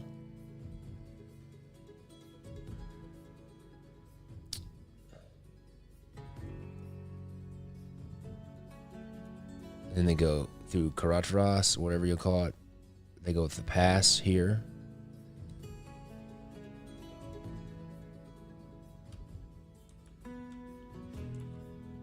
They go through there, the pass, and then they come out right here in front of the mirroring pool outside of Moria.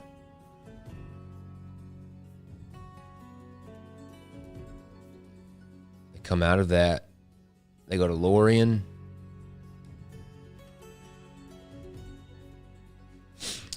They go to Lorien. And from there,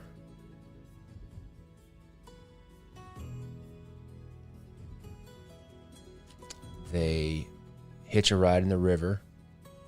They come down the Anduin.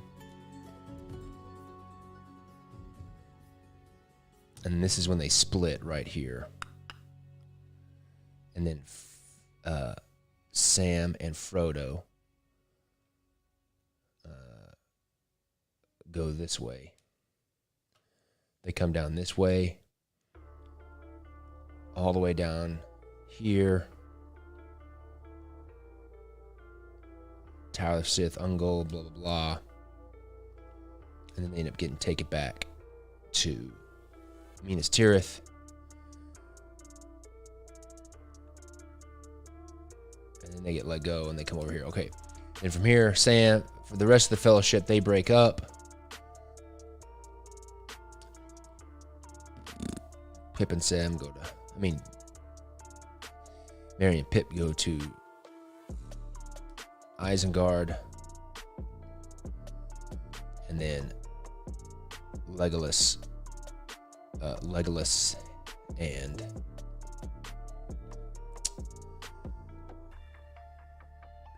actually, oops.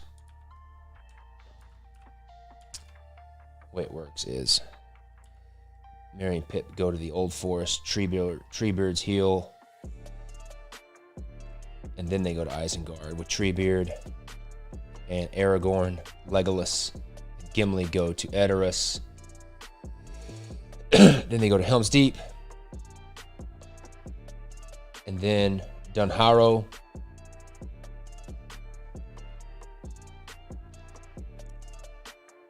And then Aragorn splits.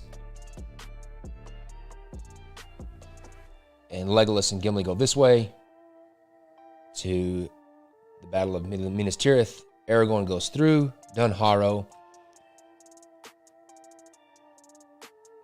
comes to the bay. Wait, is it? All kinds of stuff happens. Anyways, but what I was saying was, I'm just thinking through this. All of the Fellowship of the Ring, the Fellowship of the Ring is like this big. So it basically takes up a lot of the map. So it doesn't really make sense to, at least I don't think it makes sense.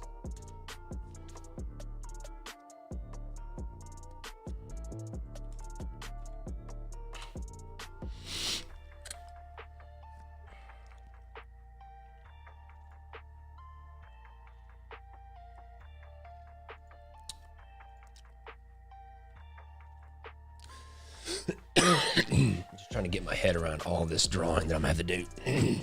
And I haven't really done the freaking court cards yet. I got to do the court cards first. So I've got, let's see if I even got enough time to do this. I basically have February, March. So I have 2 months. Man, I'm cutting it close, I tell you what. Now, I could not do all the court cards and then work on the court card, some of the court cards during the project. I would need to at least do, at a minimum, I've already got the aces.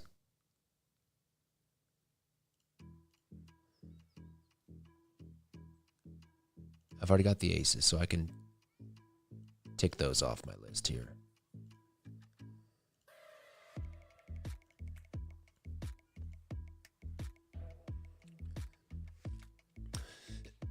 I would need to at least do one card per suit so I could show the suit with a court card. So my first priority, I've already done Frodo, so we can knock him off.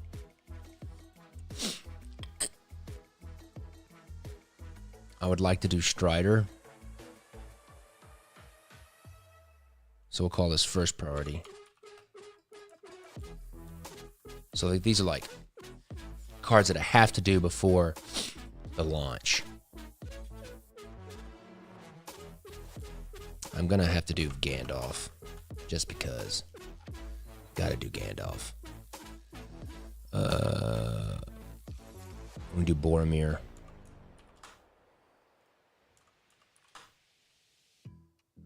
Boromir. We'll do Tom Bombadil because I like him. And I've already done a lot of work on him.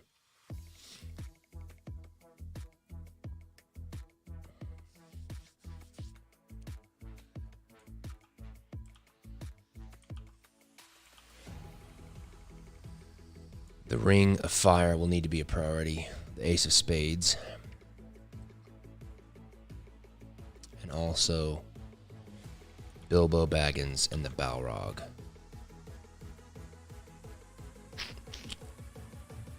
So Galadriel could be second priority.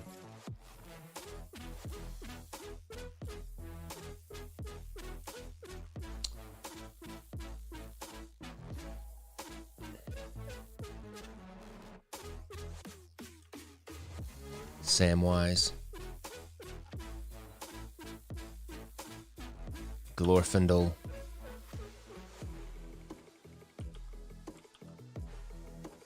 Goldberry, Legolas.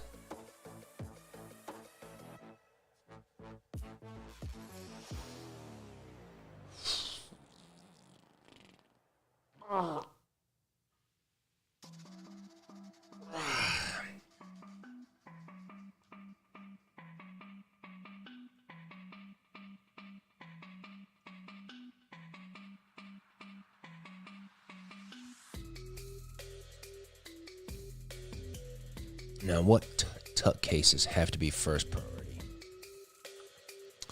I would need standard back, standard tuck, key card, QR code, but that's easy. Technically, the limited back and the limited tuck don't have to be finished by the first of the project. The gilded book box would need to be first. And then all of these don't have to be finished. It would be better if they were, because then it would be easier to sell the stretch goals.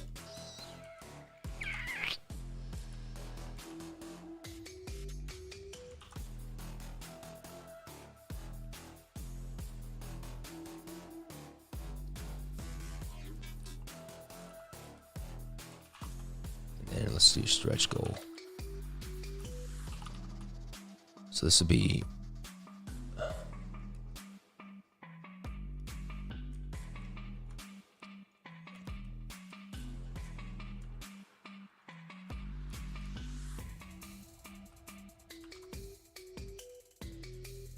all right, so the STD, the standard back, and the limited edition back would be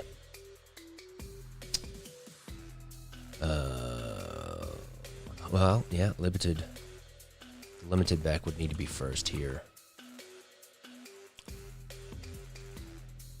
So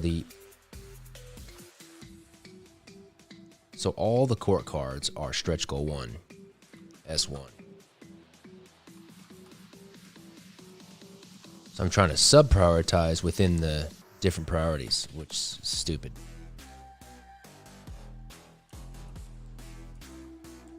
Stretch goal 1, stretch goal 1.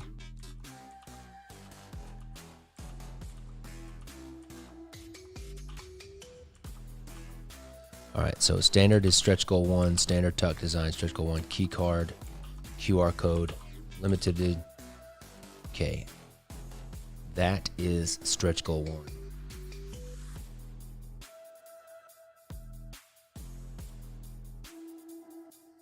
So the gilded, I need to add the gilded back design in here. Right in here.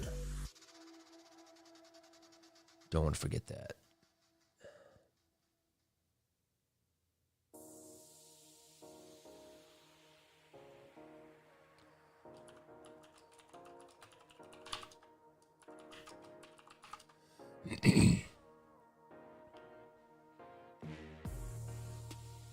So this would be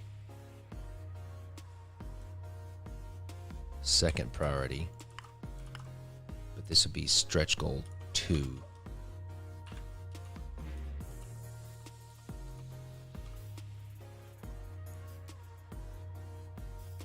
Okay, stretch goal 2.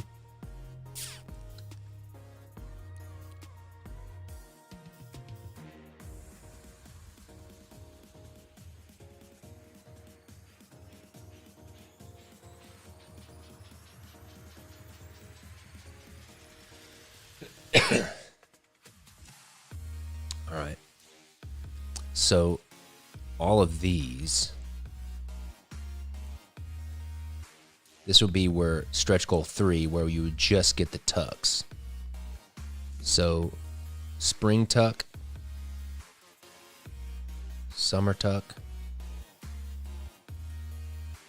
fall tuck, winter tuck. This would all be stretch goal 3. And let's make that color. Stretch goal 3. And then at that point, you would break off and get the separate back designs and jokers.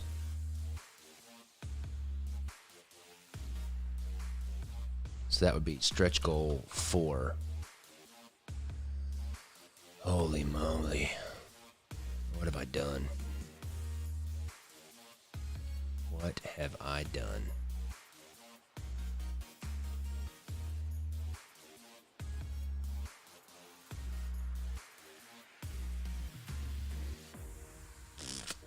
I don't know, Katie. I do not know yet.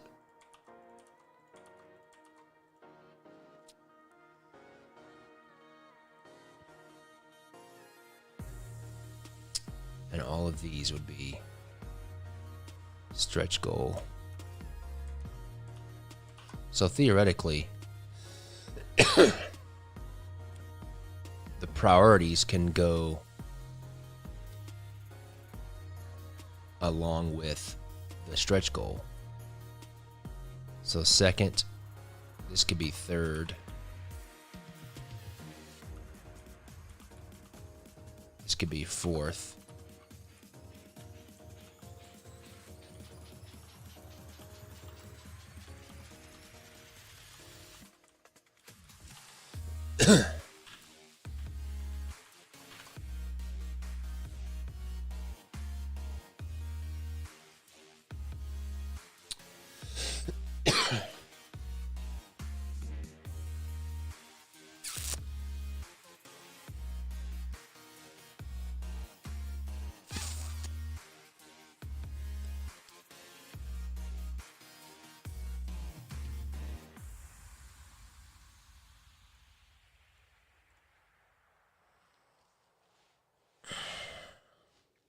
So for sure, the highest priorities are the quartz and the standard limited edition and gilded book box tucks and back designs.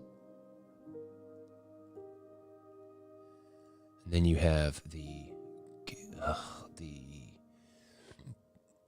tucks, the season tucks would be after that.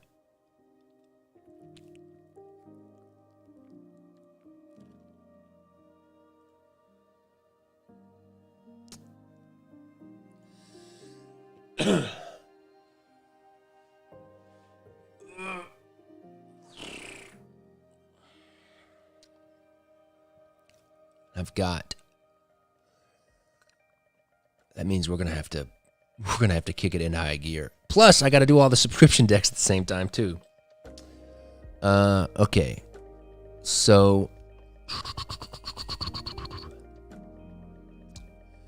if I spend, let me look at my calendar here.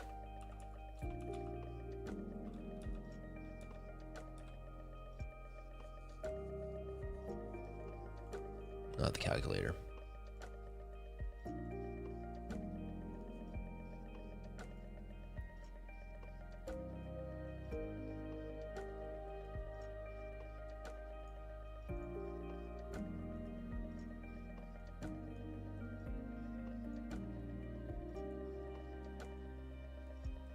It's so big.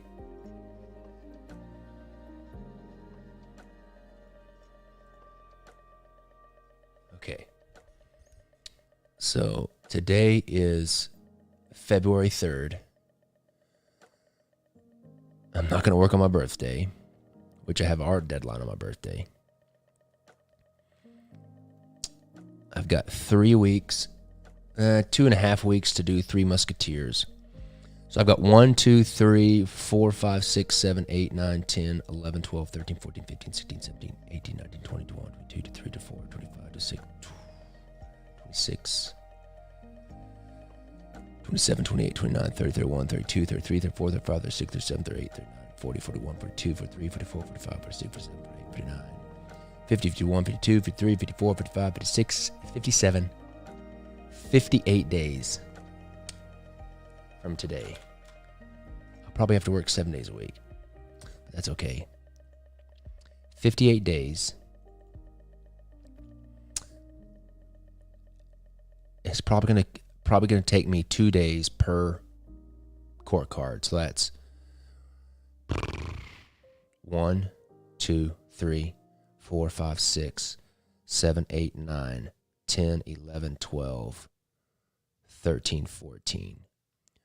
So 14 times 2, that's 28 days for the court cards, and that's busting it. 28 days for the court cards.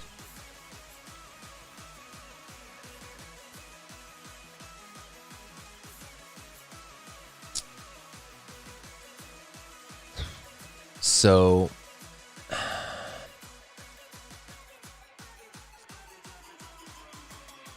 it'll probably take me 2 days to do each of the back designs. So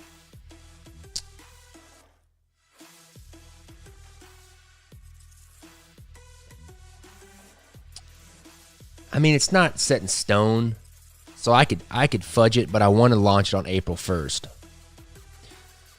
So I could do 2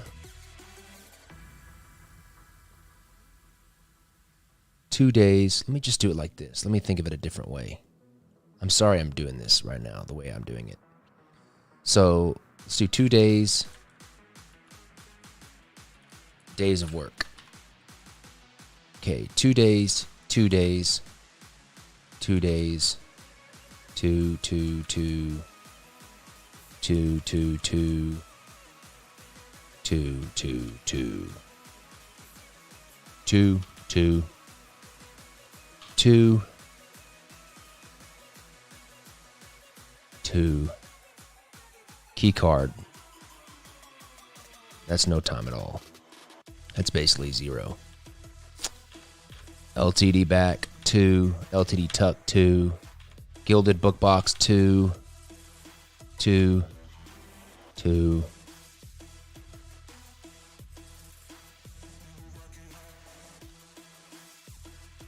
Spring Diptych Joder. I could probably do that in one day, I think.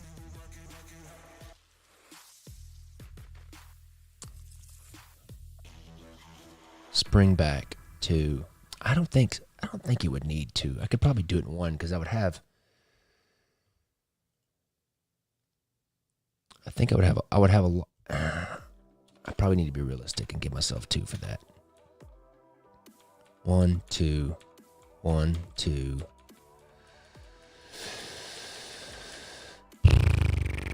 2. Optic Joker. Man, that's gonna be 4 days. I've already got Middle Earth map done. And the big book box, probably get that done in one day. That's a lot of days. That's more than 58. What is that? Let's see how many days that is. That's 67 days. So 58. April 1st is 58. 59, 60, 61, 62, 63, 64, 65, 66, 67, 68. 67 is Sunday, April the 10th. I could give myself 1, 2, 3, 4, 5, 6, 7, 8, 9. I could release it on my wife's birthday, which would be Tuesday the 18th.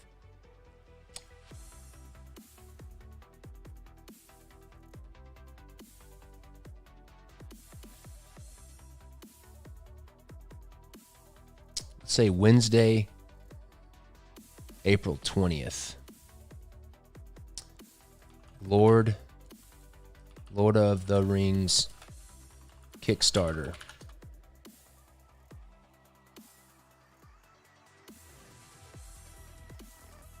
So that gives me like, I don't know, a couple extra, like a week extra maybe.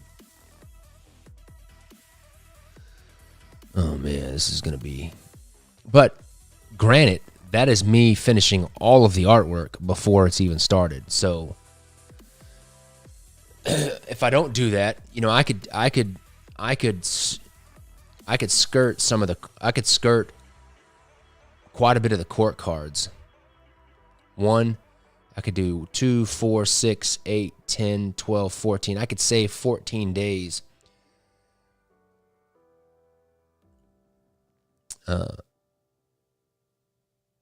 I could save 14 days just by doing it like that. So let's do April 20th. Lord of the Ring Kickstarter to we're going to go to May 20th. So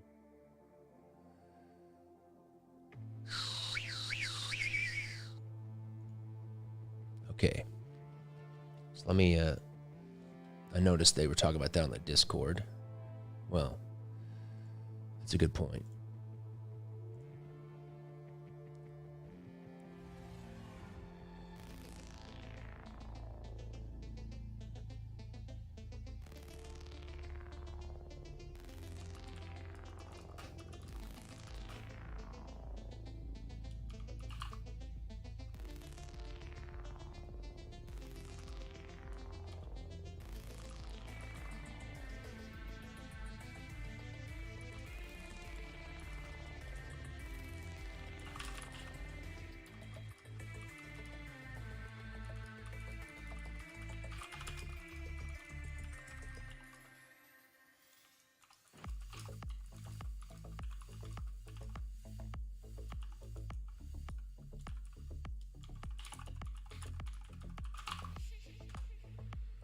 All right, so let's see here.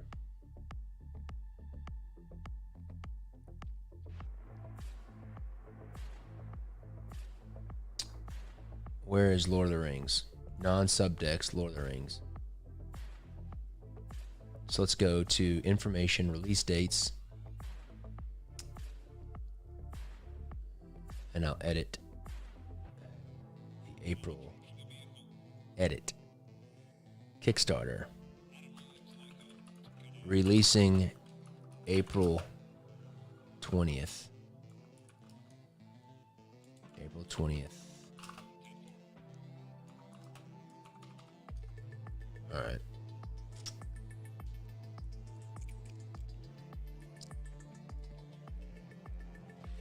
All right, that makes sense.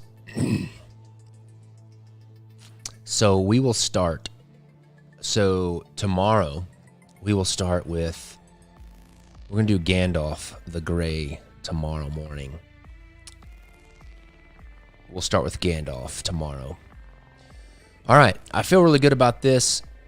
It's going to be a beast of work to do, and we've got to do it on top of our subscription decks as well.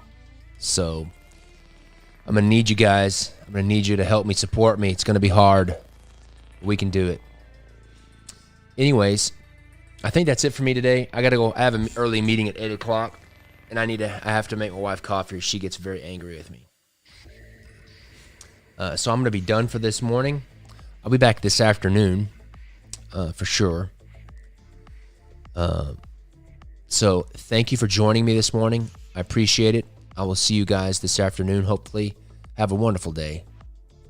Have a wonderful day. See ya. Peace.